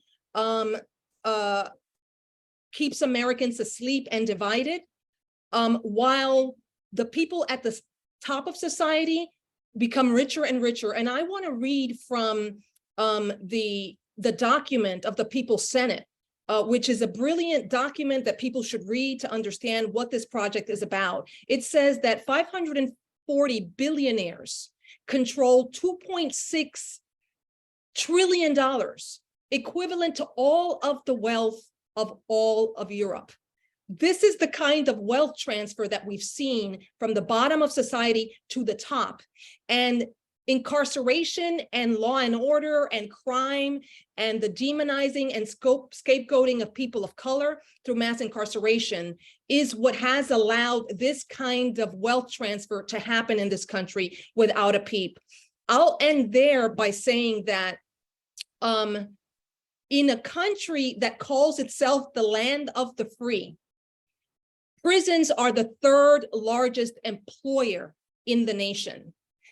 And in many ways, a kind of jobs program for white people living in the poorest regions of this country, but they still have not solved their problems with mass incarceration. The People's Forum is an attempt to bring together people who are fighting all over the country in different single issue projects, some not single issue, bringing everyone together to try to figure out collectively and democratically, what do we stand for? How do we survive as a people? Why is racism and white supremacy not helping anybody? And how can we move forward to rebuild a different and new society worthy of the term human and humanity? Thank you, Sister Fernandez. Now, unless Professor Steve is with us, is he back with us yet, Tag? No, not yet, unfortunately. We're gonna go back to Brother Jalil Muntaqim, and he's going to bring us an overview. Thank you, brother. Assalamu alaikum. It's important for us to understand that in terms of the work that we're doing, that we are seeking to ensure that we're building alternatives, as Sister Johanna and Nate mentioned, alternative to the existing system of genocide. We need to create that for the purpose of our own survival in this country. What we know is that but in the last few years, he's had it. Oh, National Black Theater on 120, but because they're doing construction. Yeah, I'm on. Folks need to mute themselves. We hear a lot of Okay. Will Are we good everybody now? please mute themselves that are not speaking and Thank you. give respect to whoever is speaking, please? All right, thank you. Sorry for the interruption. Yes, we are seeking to create an alternative to the existing institutions that are allegedly supposed to be governing us. We recognize that this system of government has not operated in our best interest, right? The interest of Black, brown, and indigenous people in this country. Has not and will not. And so therefore it is imperative that we have raised our moral understanding of the system in which we engaged in that is in opposition to our very existence. It has been. Fried chicken. Yes, and so for us, I'm asking everyone here to go to spiritofmandela.org, tab down to Senate, get the People's Senate memorandum booklet, right? Get that booklet, study that booklet, and share it with others. You can go to International Tribunal 2021.com, tab over to the Senate, People's Senate, and get the memorandum booklet, the workshop booklet, right, of what is the People's Senate, right? Make copies of it and share it. Let's enter discussions across this country of what it means to evolve and build a People's Senate, build alternatives to the existing governing systems that, and for the most part, has been one that's been detrimental to our very existence, have been detrimental to Black, brown, and indigenous people.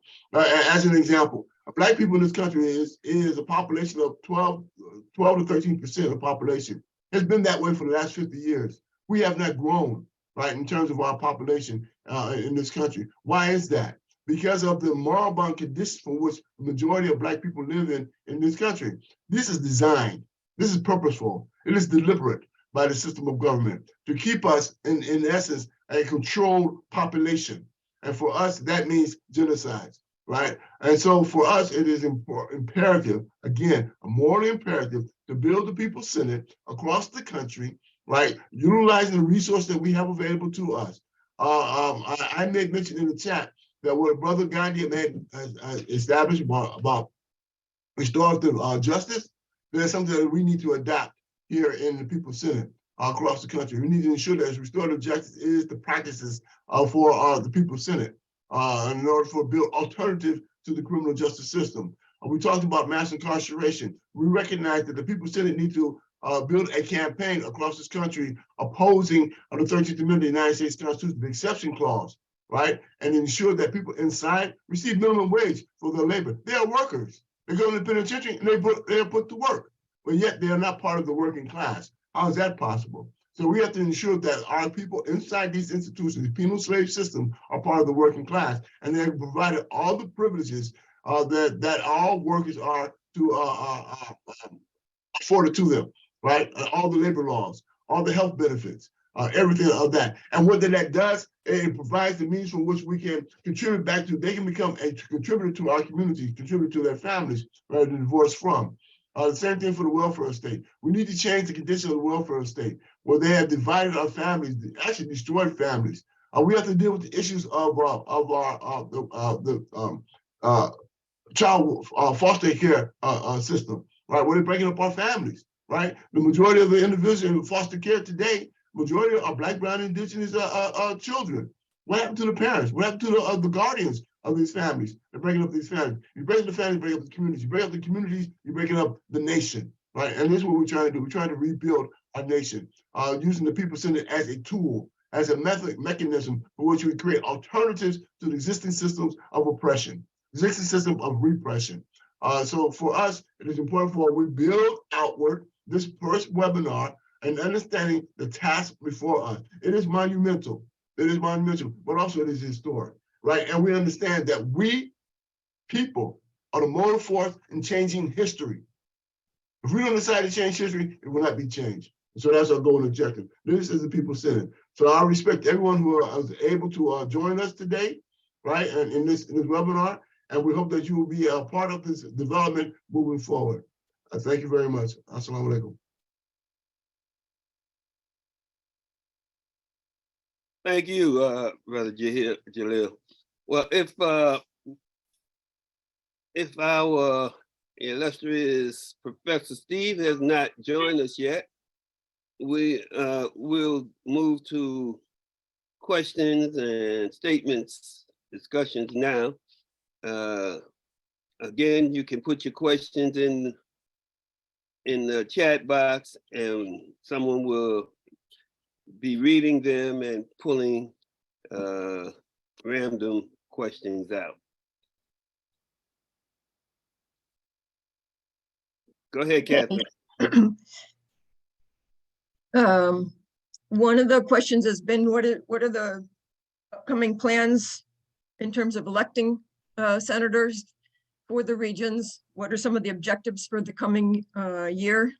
And before we do the questions, I just want to, Sister Sfiwi Balika wants to make a brief comment, and then we'll proceed to questions.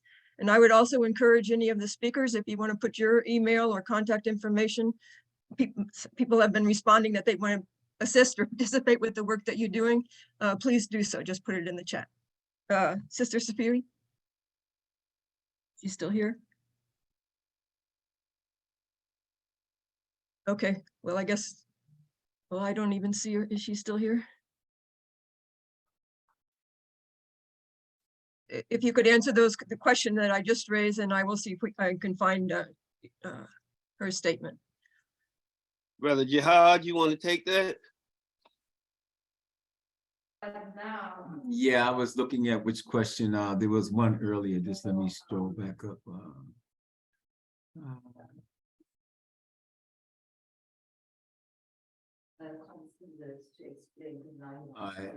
Excuse me. All right, so somebody might can verbally say, I'm just looking through what the question was. So I'll start with the question is, what are the upcoming plans for the year? Oh yeah, that's for the Senate. How do we expect senators to be elected?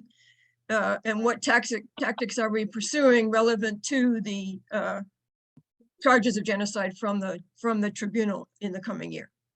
Right, thank you. Yes, whoever asked that question, appreciate it. So yes, well, now we just want to talk again a little bit about strategy and where we're at right now. We have divided the country up into various regions and sections. We have coined the phrase Senate organizers, which you can actually be one yourself, just letting us know during the course of this webinar. And what these Senate organizers would do is go out to number one, something that we don't really do as movement organizations, to go out and actually acknowledge and applaud what other community organizations are doing on the ground. And this right there is a very important tactical and genuine, I might add, because we are grateful, part of our strategy. So we identify organizations and other movements, other people's assemblies themselves, which has many different organizations involved. And we simply present ourselves as we're doing to you here on this webinar and explaining what the purpose and objective of the People's Senate is. And with the intention at this time, more focusedly asking the organization that we're talking to become a member of that Senate. And as I said on the pre-recorded tape, there's no heavy lifting. We're not asking anybody to abort, abandon, or abolish their own vision and mission statements. Just become a part of the Senate. And when in a given area that is populated with enough members, those members in that area and the Senate will help facilitate this, will have their own caucus, their own meetings, all right? And so those meetings will involve, amongst a lot of other things besides talking about the issues, they will involve nominating their own representative and then holding elections for that person to be elected, and that person will become the senator for that area. And it may be more than one or two. That senator, as that's going on, and so for example, in the Southeast here, or in the Northeast, or on the West Coast, or in Texas, or wherever the case may be, those senators that are elected become part of a network that we are creating, where they will meet and collaborate on issues involving their area. So just like senators work, or should work anyway, and we will look at those needs of those communities. We'll listen to them, and it is a serious work to be done. And so we will be able to channel resources back and forth, if I'm not getting too far away from the question, and prioritize issues. So if we have to slam dunk an area with resources and attention, for example, the water crisis in Jackson, Mississippi, if for example, the Senate was developed, period, or the example of the sister with her, with the brother getting shot in California, or anybody for that matter, it just won't be Benjamin Crump up there. It will be the people for real. And so we'll be able to, in a more disciplined, organized, strategic way, not just hitting the streets, which is very important, to be able to address and challenge those issues. So that's basically the plan. We meet every other Monday. You can put your name in the chat here with your email, and we can loop you in more directly about that, which I hope people do, so that you become directly involved with that. So that's the processes of how this is beginning to look like. At the end of the day, when we say People's Senate, we're talking about representation of Black, Brown, and Indigenous people across the United States. That's what we're building. That's what we're going to do. It's much broader than such as a Black United Front or something of that nature. Going into the next question is this, I am being told that folks, there's no longer a racial question. It is a class question. Well, it is a class question indeed, and it is a racial question because Black, Brown, Indigenous people are the victims of genocide, and it's mixed in. So, but the United States has 330 million people. It's not a small country with several ethnic groups. And because of the quote unquote reality of diversity, when we talk about working class, most of us that talk about that have no connection with what this working class or unions are, because it's been so broken down. So, and then when it comes to race, well, all Black people aren't down with what we're talking about. As Haj Malik Al-Shabazz amply put it, then I have to put some people on the other side of the room and go from there, so to speak. But it is to be able to identify on racial lines, of course, but more importantly, those issues that stem, as Jalil pointed out, and Sister Magdelene Moonsamy in the beginning, there are 5 charges that came from the tribunal, and we'll be focusing on those issues primarily, and then evolving into other issues in the community, because most of the oppression and exploitation and social degradation that happens to us fall within the gambit of those police killings and state violence, boom. Mass incarcerations and the condition that caused that in the 13th Amendment, boom. Political prisoners, incarceration of freedom fighters, regardless of their setup or they committed direct actions against the state, boom. Medical health disparities, that we are denied health adequacy, even though you yourself may have good health care from your job, but it's not about you yourself, it's about the masses of people. And then environmental racism, anything happening to the environment because of capitalist greed and the destruction of the planet. Black, Brown, and Indigenous and poor people are the most ones that's subject to pay the cost for that. And so there you go. So our recruitment now going out in the communities, we'll be looking at organizations, seeking those organizations and community activists that deal with those issues primarily. And that's a wide range of things. And I hope I'm answering the question. So race and class, you gotta be careful how you answer that. We're dealing with the issues. So myself, race, class, call it what you want. We're talking about liberation for those Black, Brown, and Indigenous people that want to get down with it. Hopefully that's everybody that we talk to. And it is a class, poor versus rich, the 1% controlling the 99%, that's the reality. But the lines are not clear cut.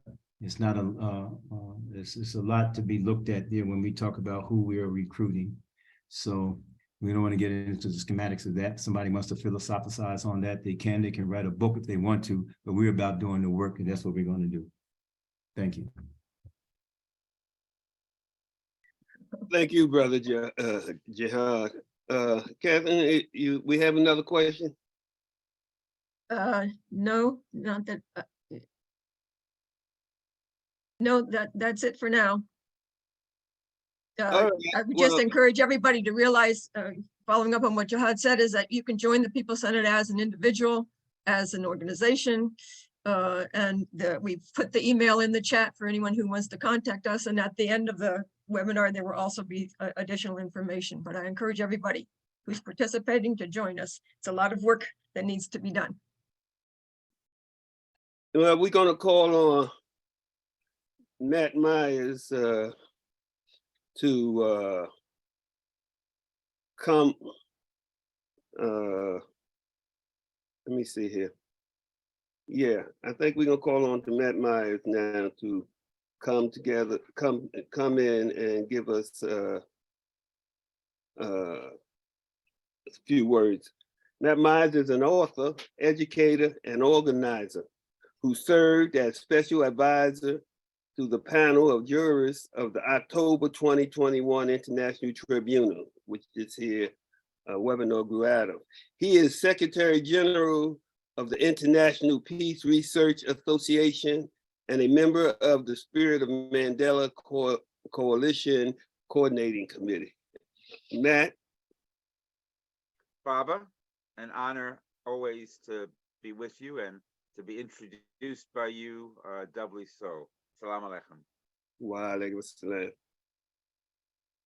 Folks, we started off this webinar with an overview from Jihad, Magdelene, Sekou, and Jalil.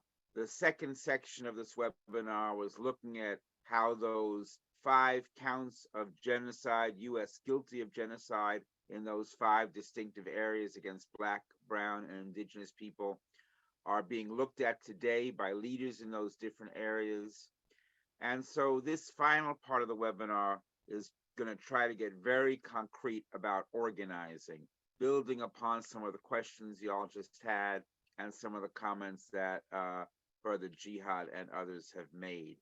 And I guess it's useful for me to always start by thinking about one of our towering figures, Kwame Ture, Stokely Carmichael, you know, who had one foot here as a national leader of the Student Nonviolent Coordinating Committee, then part of the Panthers, and then part of the All African People's Revolutionary Party.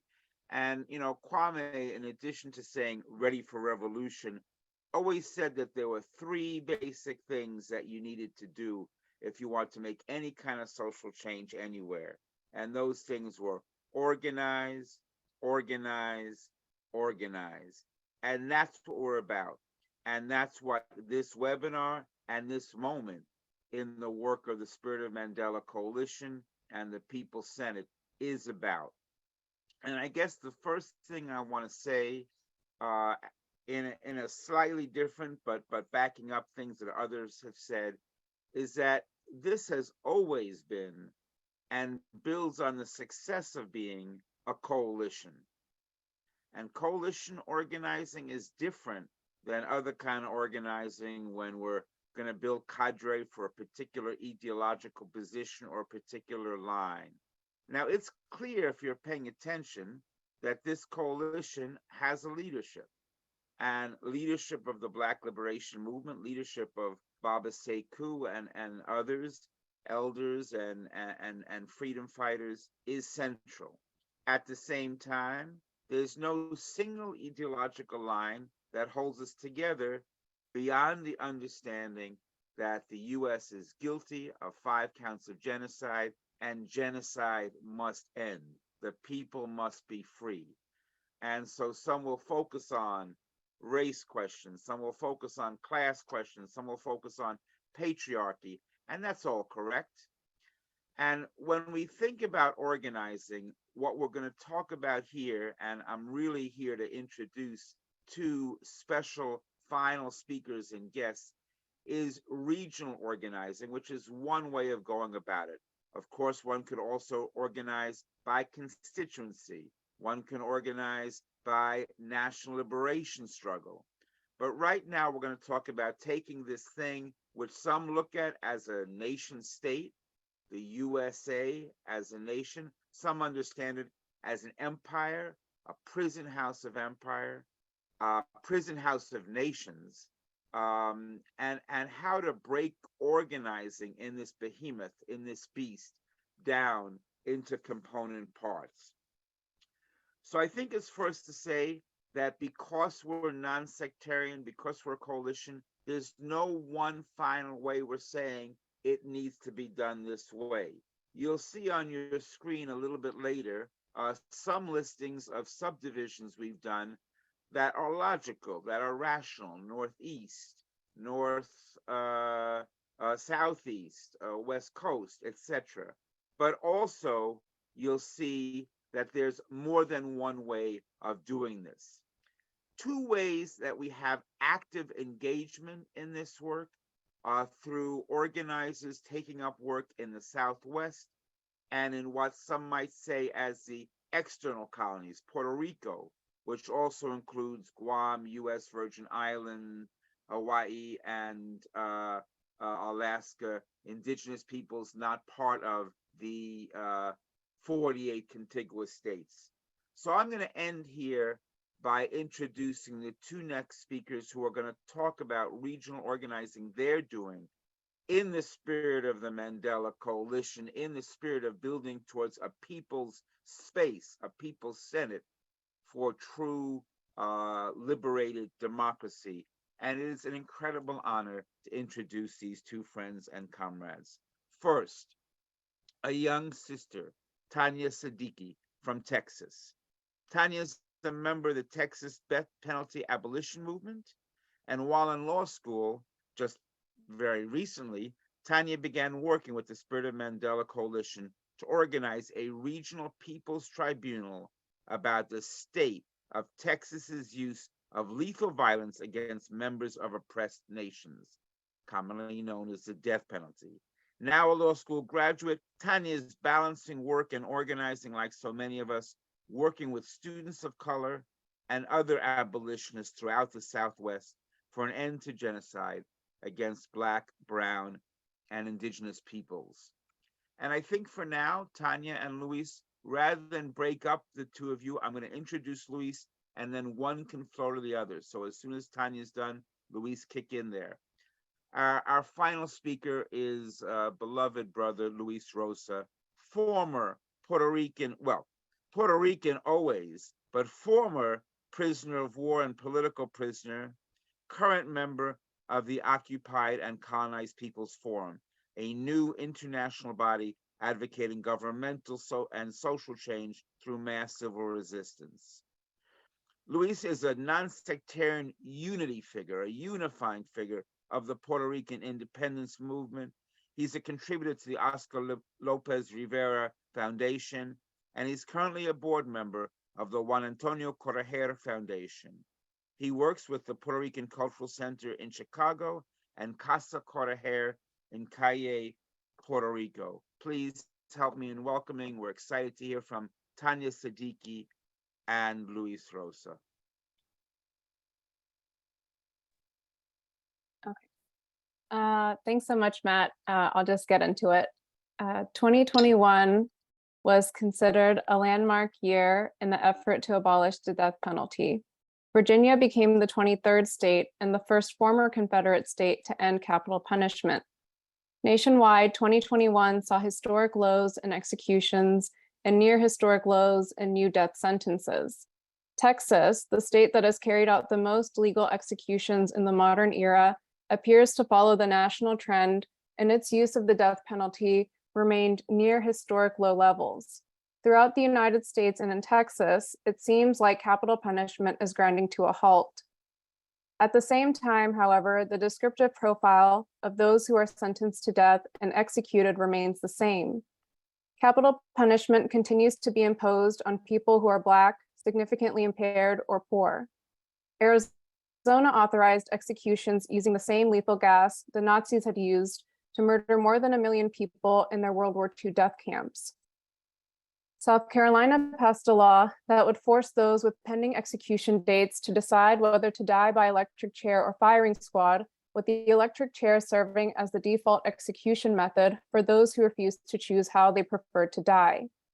Aside from legal executions, 2021 was one of the deadliest years at the US-Mexico border, and the number of deaths and mortality rate in state prisons were the highest they had been since the federal government started collecting mortality data in 2001.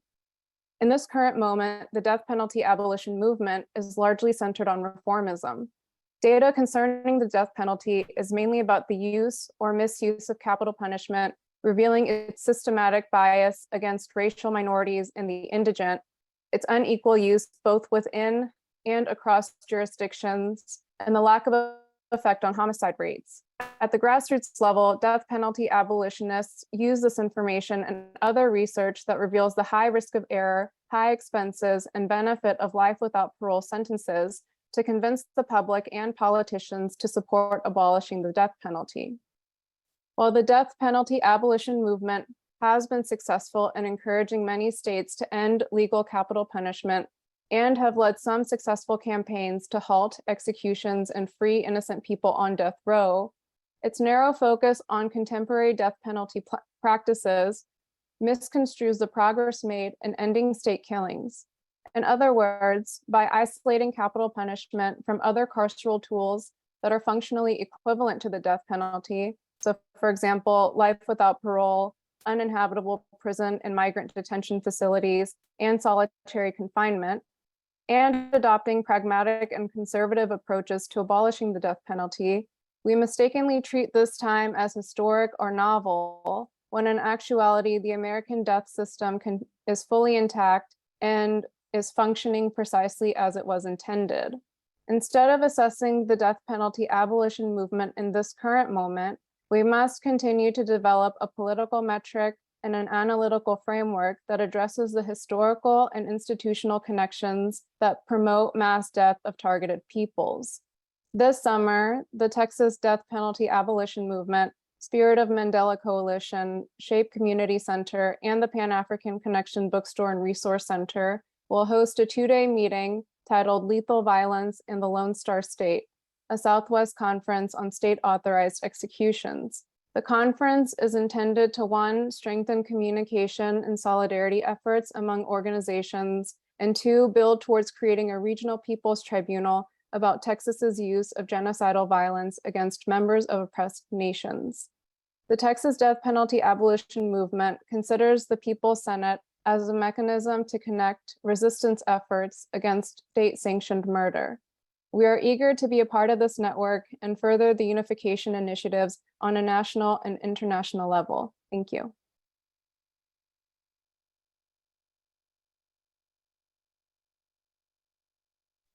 Brother Luis.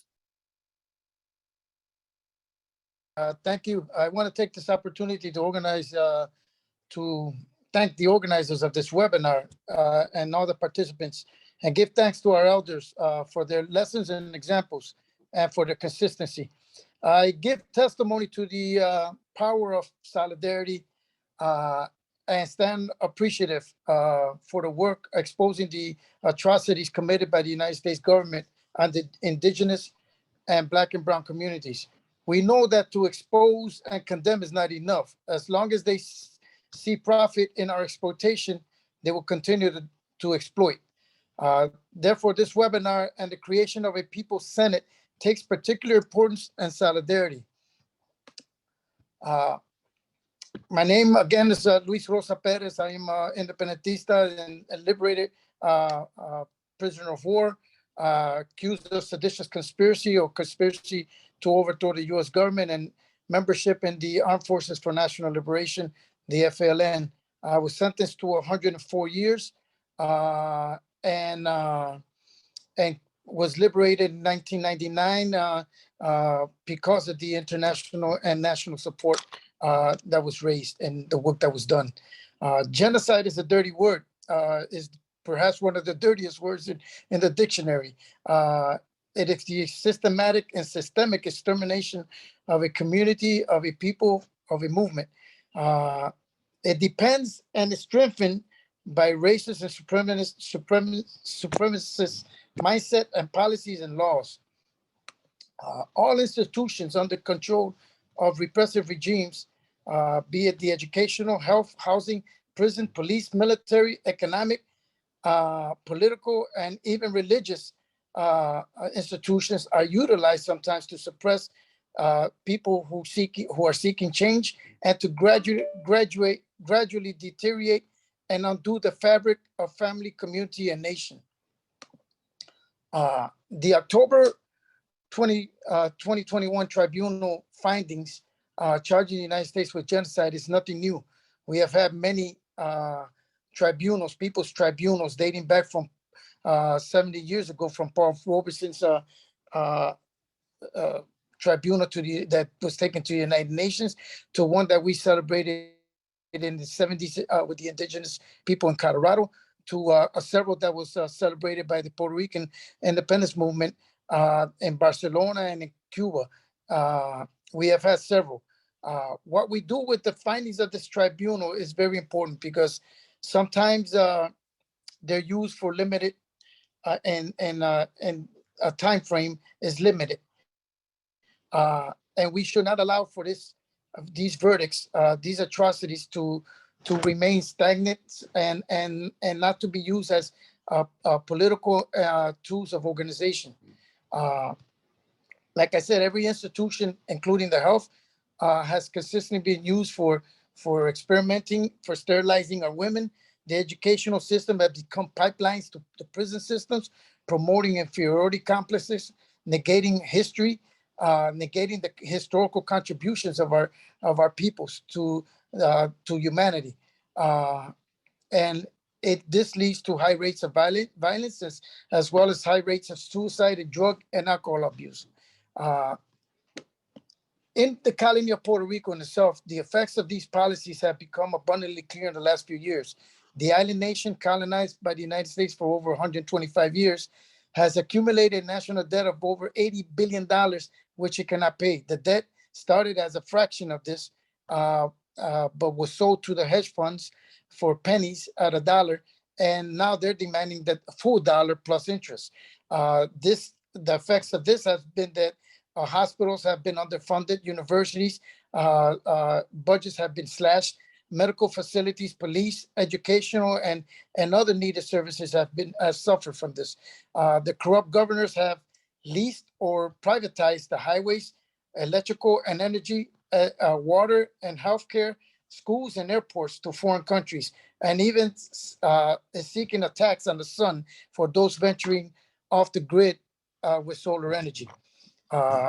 This has allowed speculators, foreigners, to move into the country, and has allowed for for displacement and gentrification of Puerto Ricans, forcing a migration in the last 5 years of over 1 million Puerto Ricans to the United States and elsewhere.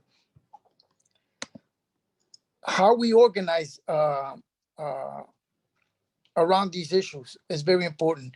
Sometimes our language, the language we use, is not a language that's easily understood, easily accepted by the people we're trying to organize. And we need to create a narrative. We need to control the narrative. We need to create a language that's common to the communities we're trying to work for.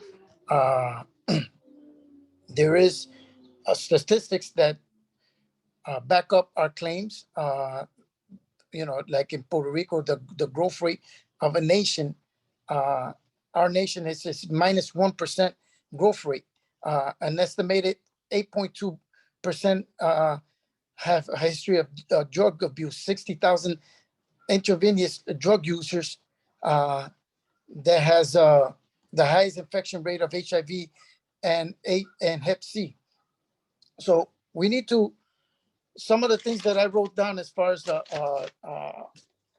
things that we can do, things that I appreciate the creation of the Senate and that should be considered, and I know they have already been considered by the Senate, is that we need to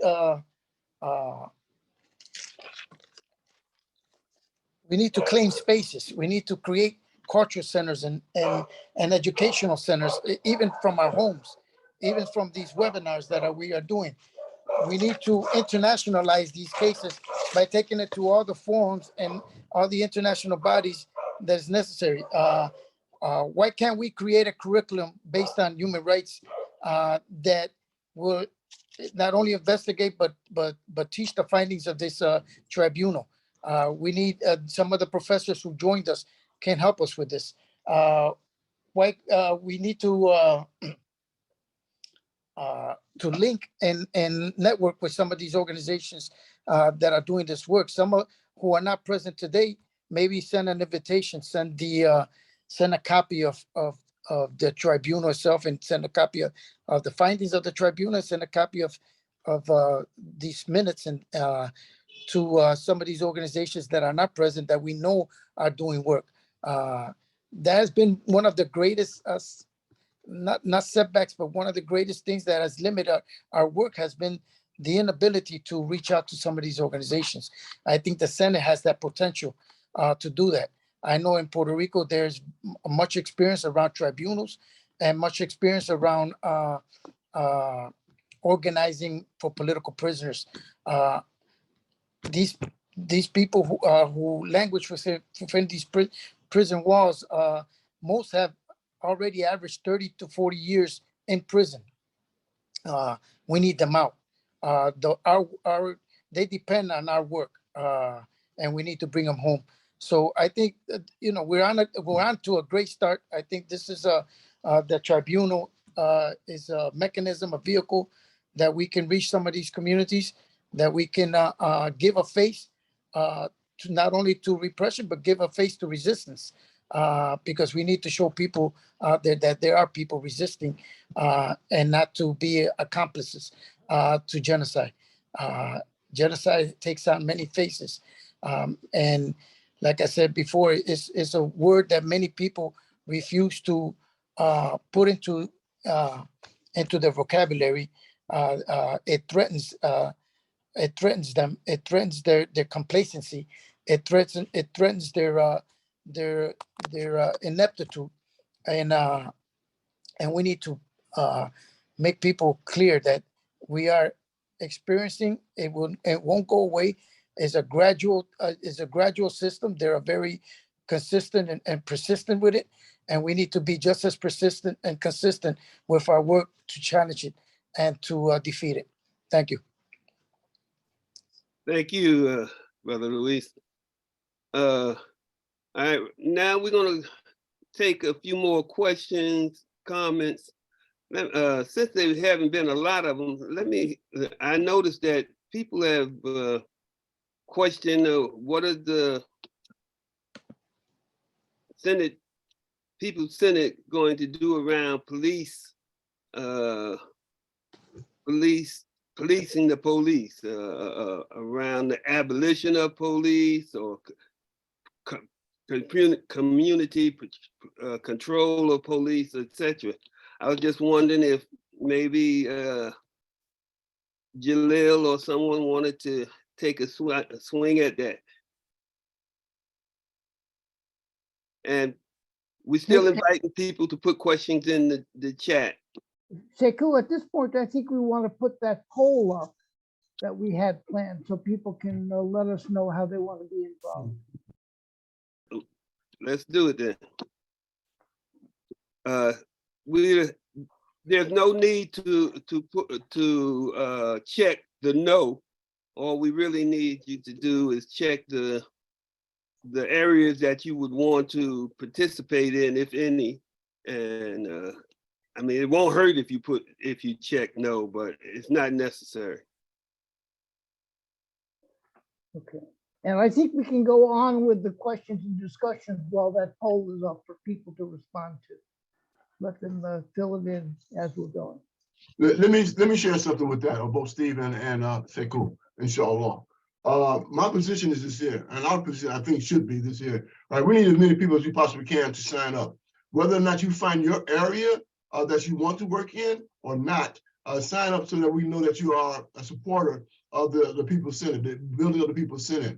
We need to be able to come to you if there are issues that we need to address, particularly in the areas of where you are residing.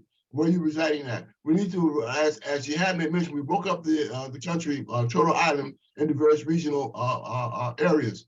And so we need to know what region you are in if you're interested in helping support building of the People's Senate. If there are specific goals and objectives that you have, that you've been working on, as for example, what the brother Ghani was working on, transformative justice. It's important for us, transitional justice, it's important for us to understand that and see how we can build upon that in other parts of the country. If that is your interest, if that is your concern in your area, or in your region, then we need you to hook up with Ghani and need you to hook up with others so we can put this thing together, right? We need to have as much as unity as we possibly can, both in language as Brother Luis talk about, language as well as our narrative. Our narratives have to be unified. And so for us, this sign-up petition is extremely important. Even if you don't find an area where you want to work at specifically, sign up if you support the People's Senate. We may have another organizer in your region who want to reach out to you for assisting them in the area where they find it's necessary based upon the work that they're doing. So that's why it's important for us to fill up this People's Senate survey or this sign-up sheet. Why? Because it gives us an idea of where we are today and where we need to go tomorrow, right? It gives us some form of structure in terms of building the People's Senate. So thank you very much for all who participated, listened to hear what we had to say in terms of the webinar. But more importantly, we want you to take this information and share it in your community. Share it amongst those that you know may be interested, who are tired of national oppression, who are tired of white supremacy, who are tired of capitalist imperialism, who are tired of exploitation, who are tired of gentrification, who are tired of the people's school to prison pipeline, who are tired of mass incarceration, who are tired of the health inequities that we have suffered for centuries, who is tired of racial and environmental racism that cause our community to suffer from diabetes and asthma and other heart illnesses based upon the environment for which we lived in or been corralled in, right, by virtue of other policies like redlining that ensures that we are housed in certain particular areas and not in other areas, right? All this is part of the white supremacy projection of this country. And so we need to challenge that on every level. So whatever level that you're working on, whatever level you think that you want to work on, sign up, become part of the People's Senate, right? And help us ensure that going forward, that we're building an alternative to the existing system of oppression and repression. Thank you. Thank you, Jalil. You know, we all look alike.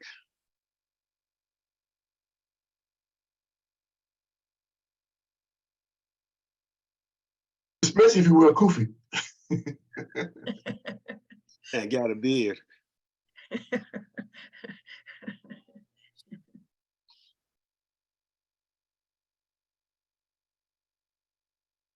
If there are any more specific questions that anyone wants to raise, a specific question anyone wants to raise in terms of building the People's Senate or the work that we're doing. If you have any specific questions, please come forward. One of the other questions that was raised is how we hope to hold people, other politicians, people accountable in the situation, whether it's police or other politicians or others. And in terms of the organizing as an alternative of governing, because we also are all contending with the failure of government all down the line, whatever the situation may be. So that was one of the other questions that was raised. Can I respond to that question? Yes. Very, very concisely and briefly, right? We recognize that we live in, that we're building an alternative system to the governing system. And also we need to raise consciousness in regards to why we are challenging the system. I'm not too much in favor of electoral politics. Well, I understand electoral politics if we're running our own candidates. For example, if we're running a People's Senate candidate in an electoral process, then we are challenging the entire system by the ideas of what we are putting forward by our own People's Senate candidate. So that's one way that we can challenge the system, particularly those who engage in the kind of nefarious, deliberate discrimination against us, against our people. And so for us, excuse me? Okay, for us, utilizing the resources available to us, people who are available to us, and understanding where our people are in terms of their own consciousness, level of consciousness. We cannot rise above the people's level of consciousness, nor should we be pushing from below the people's level of consciousness. We understand where they are today, and we have to move them, motivate them, inspire them, motivate them further to our side of the struggle. And so whatever resource that we have to do so, then we should apply that. This is a no holds bar of determination. Right? There's nothing under the sun that we should deny ourselves in terms of trying to build our movement and trying to build unity and consensus within our movement going forward. So whatever idea that you have, put the People's Senate first and foremost. Right? If it doesn't work within the guidelines and the goals and the directions of the People's Senate, then it doesn't work. All right?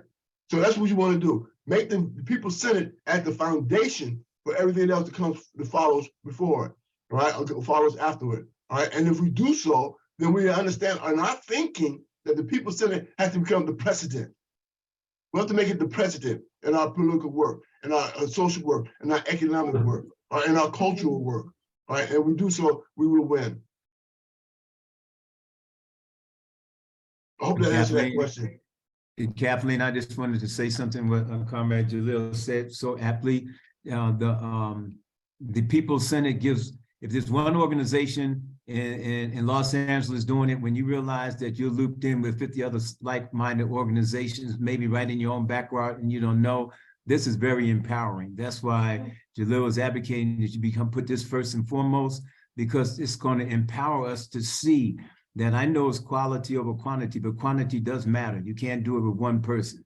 You know, so when we talk about movement, we're talking about networking in the many, many powerful forces and community organizations and activists that are already on the ground and networking them into one another where we can share resources, you know, and command respect when we put forth a demand, even like Jalil said, even in running a candidate, if it gets to something like that. But whatever the situation is, will be exponentially that much more stronger. That is why this initiative, this strategy is so vitally important. And I hope that resonates with everybody on this call.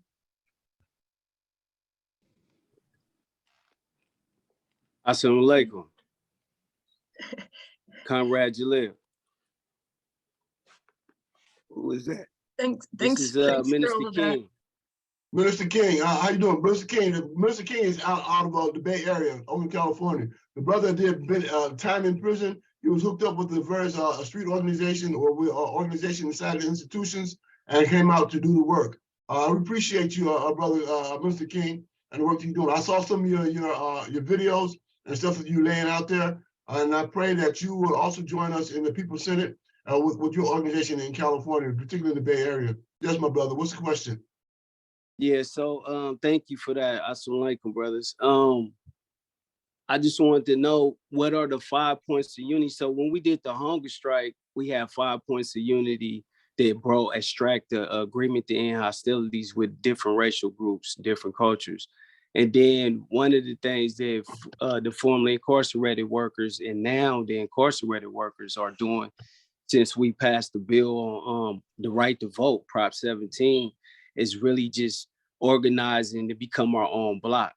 So what could we do to bring that in from the East Coast to the West Coast, everywhere? Because we've been doing a lot of movement building, but 5 points of unity, and how could we work together to create our own bloc? I appreciate the question. It's a question directed to me, and hopefully some of the other comrades in the Central Committee or coordinating committee can assist with the answer. Naturally, we don't have a quote unquote 5 points of unity, right?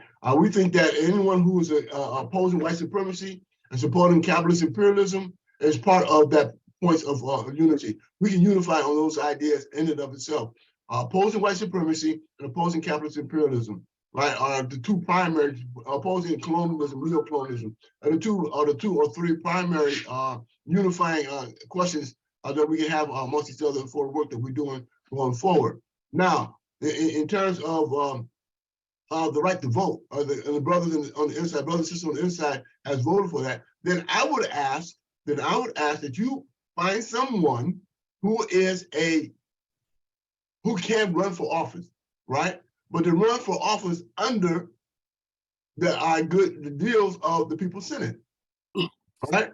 And then we will support that, or you support them.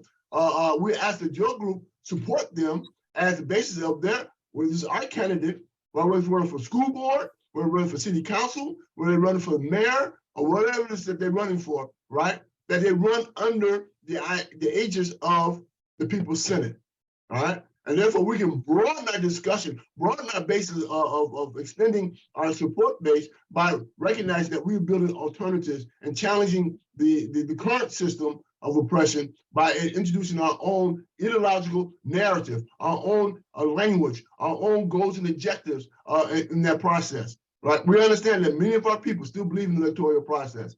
So therefore for us, it is extremely important that we create our own candidates. Not saying we're going to win, but certainly we're going to challenge those who are in the process of also supporting the Democratic or Republican Party, whatever party they support, right? Whatever they're representing, we're going to challenge them, right? And bring to them on the floor, right, the issues of genocide that we have suffered. And that's what's important. So in that way, I think that building that block is important. It creates power, right? It creates groupthink in terms of decolonizing our thinking, right? And towards moving towards the issues of liberation, emancipation. Well, the three things, right? Of being being an abolitionist, being an emancipator, and being a liberator, right? And those are the three criteria that we are asking people to be, right? Identify yourself as that, either emancipator, abolitionist, or liberator. And if you do that, you're part of the People's Senate. Thank you. Sekou, I think we might have a graphic about the regions. All right, would you put them up? Yeah, there we go. All right, I guess everyone can see the. For those of you on the computer, make a screenshot of that. Take a screenshot of that and save it, right? So you understand what we're proposing in terms of the regions. Take a screenshot, save it, and then we have discussions for it later. Then we can have discussions for it later. This is not a set in stone, but it's our projection. It's our suggestion as to how we should move forward. And we don't have the West Coast on. We don't have the. No, there's another page to this. The Northwest, the Southwest, Right. Midwest. There you go. There you go. I'm looking for. All right, take a screenshot of this and save it, everyone, so you understand. And whatever region you're in, whatever place that you're residing in, build a People's Senate committee, an organizing committee in that Senate, in that particular region, and then we can build from there. All right. This is serious, yo. This is serious. We are building something for the future, for the next generation, right? As many of you know, I did 49 years in the penitentiary. 49, right? Half a century, right? I come back out here and start doing the work. We got to change the dynamics of how we've been living in this system of white supremacy, right? And capitalist imperialism. And this is the process, right? This is the process, folks. And so for us to be engaged in this process indicates to me to what degree you are also tired of white supremacy and white supremacy and capitalist imperialism oppression.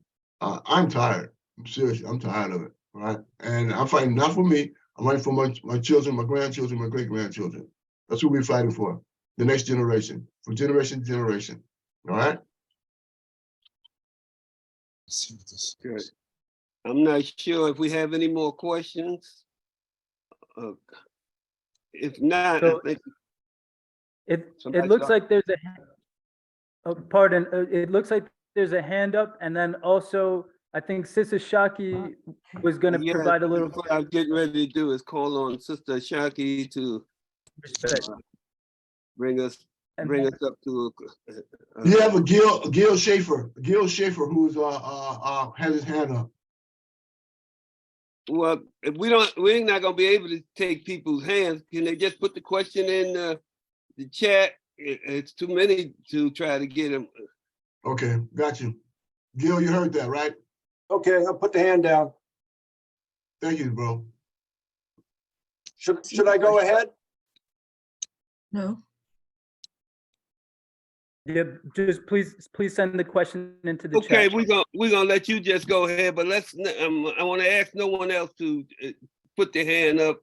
Just put your question in the chat, and if we see it, we're gonna try to get to it. Go ahead, Gil. Thank everybody for the invitation. I think this is a great initiative. I was a member of the Students for a Democratic Society, the Revolutionary Union, back in the 60s and 70s. I just want to point out one thing, that the US Constitution is undemocratic and racist, that the US Senate is one of the most racist institutions in the world. I think the People's Senate should emphasize that therefore real democracy, that we need one person, one vote. No Senate, nothing, no Supreme Court the way it's set up, no gerrymandering. You know, we should be for equality, you know, political equality. That's my only message. I think that the People's Senate could be a real advocate for democracy, and I'm willing to support everything you do. Thank you. Okay. Kathleen, we have any other questions? I want to thank Gil. I want to thank Gil for his contribution. Gil, we really appreciate your insight and your thinking in regards to this. To what degree that we think that you think and believe that we can be of what's the word I'm looking for? Impactful, right? In terms of moving our struggle forward. So Gil, whatever, I don't know where you reside at, but if you find in your region, right? We can find others in your region. I hope you signed up. We find others in your region, then we will try to make the connection with you. I really appreciate your past contribution to our struggle. Go ahead, Sekou. Thank you. I was just trying to find from Kathleen. Do we have any more? I don't see any more now. I would just emphasize from what he was saying that, you know, the People's Senate is not going to be a replica of the existing Senate. We're going to operate on a different basis by representing the people and putting decision-making in their hands. That's a big aspect of the democracy. Who decides these questions? And that the US Constitution is useless in moving forward in terms of the work that we're doing and racist, as he brought out. I don't see any All right. Well, other additional questions at this point. So I think if Shaki there wants are to go lots ahead. of questions. There are lots of questions, but hopefully, because I see questions that have been running throughout the chat, we're saving the chat so we can answer the questions in people's emails at another time. we're going to try to end right here. We're going to want to thank everybody for attending. We want to hope that you learned a lot today, that you were informed, that you like what you heard and want to join and become a part of. We need your participation. We need your help to build this here People's Senate. We're hoping that we can get that help from you, for yourself, for your family, for your community, for our nation. We need this. You know, this is an attempt to bring some unity among forces, the struggling forces, especially the progressive forces. We always talk about the need for unity, but this is an opportunity. We're trying to build a vehicle where people can join together, can unify, can become a national organization that can work in support of the people, for the people, and by the people. So make sure you take the contacts to us so that we can, so you can let us know who you are and where you are, and we can reach out to you. We're going to really try to pull this here together, and we need your help. Thank you all for joining us again. We really appreciate it. We're looking forward to working with you and continuing to build this People's Senate.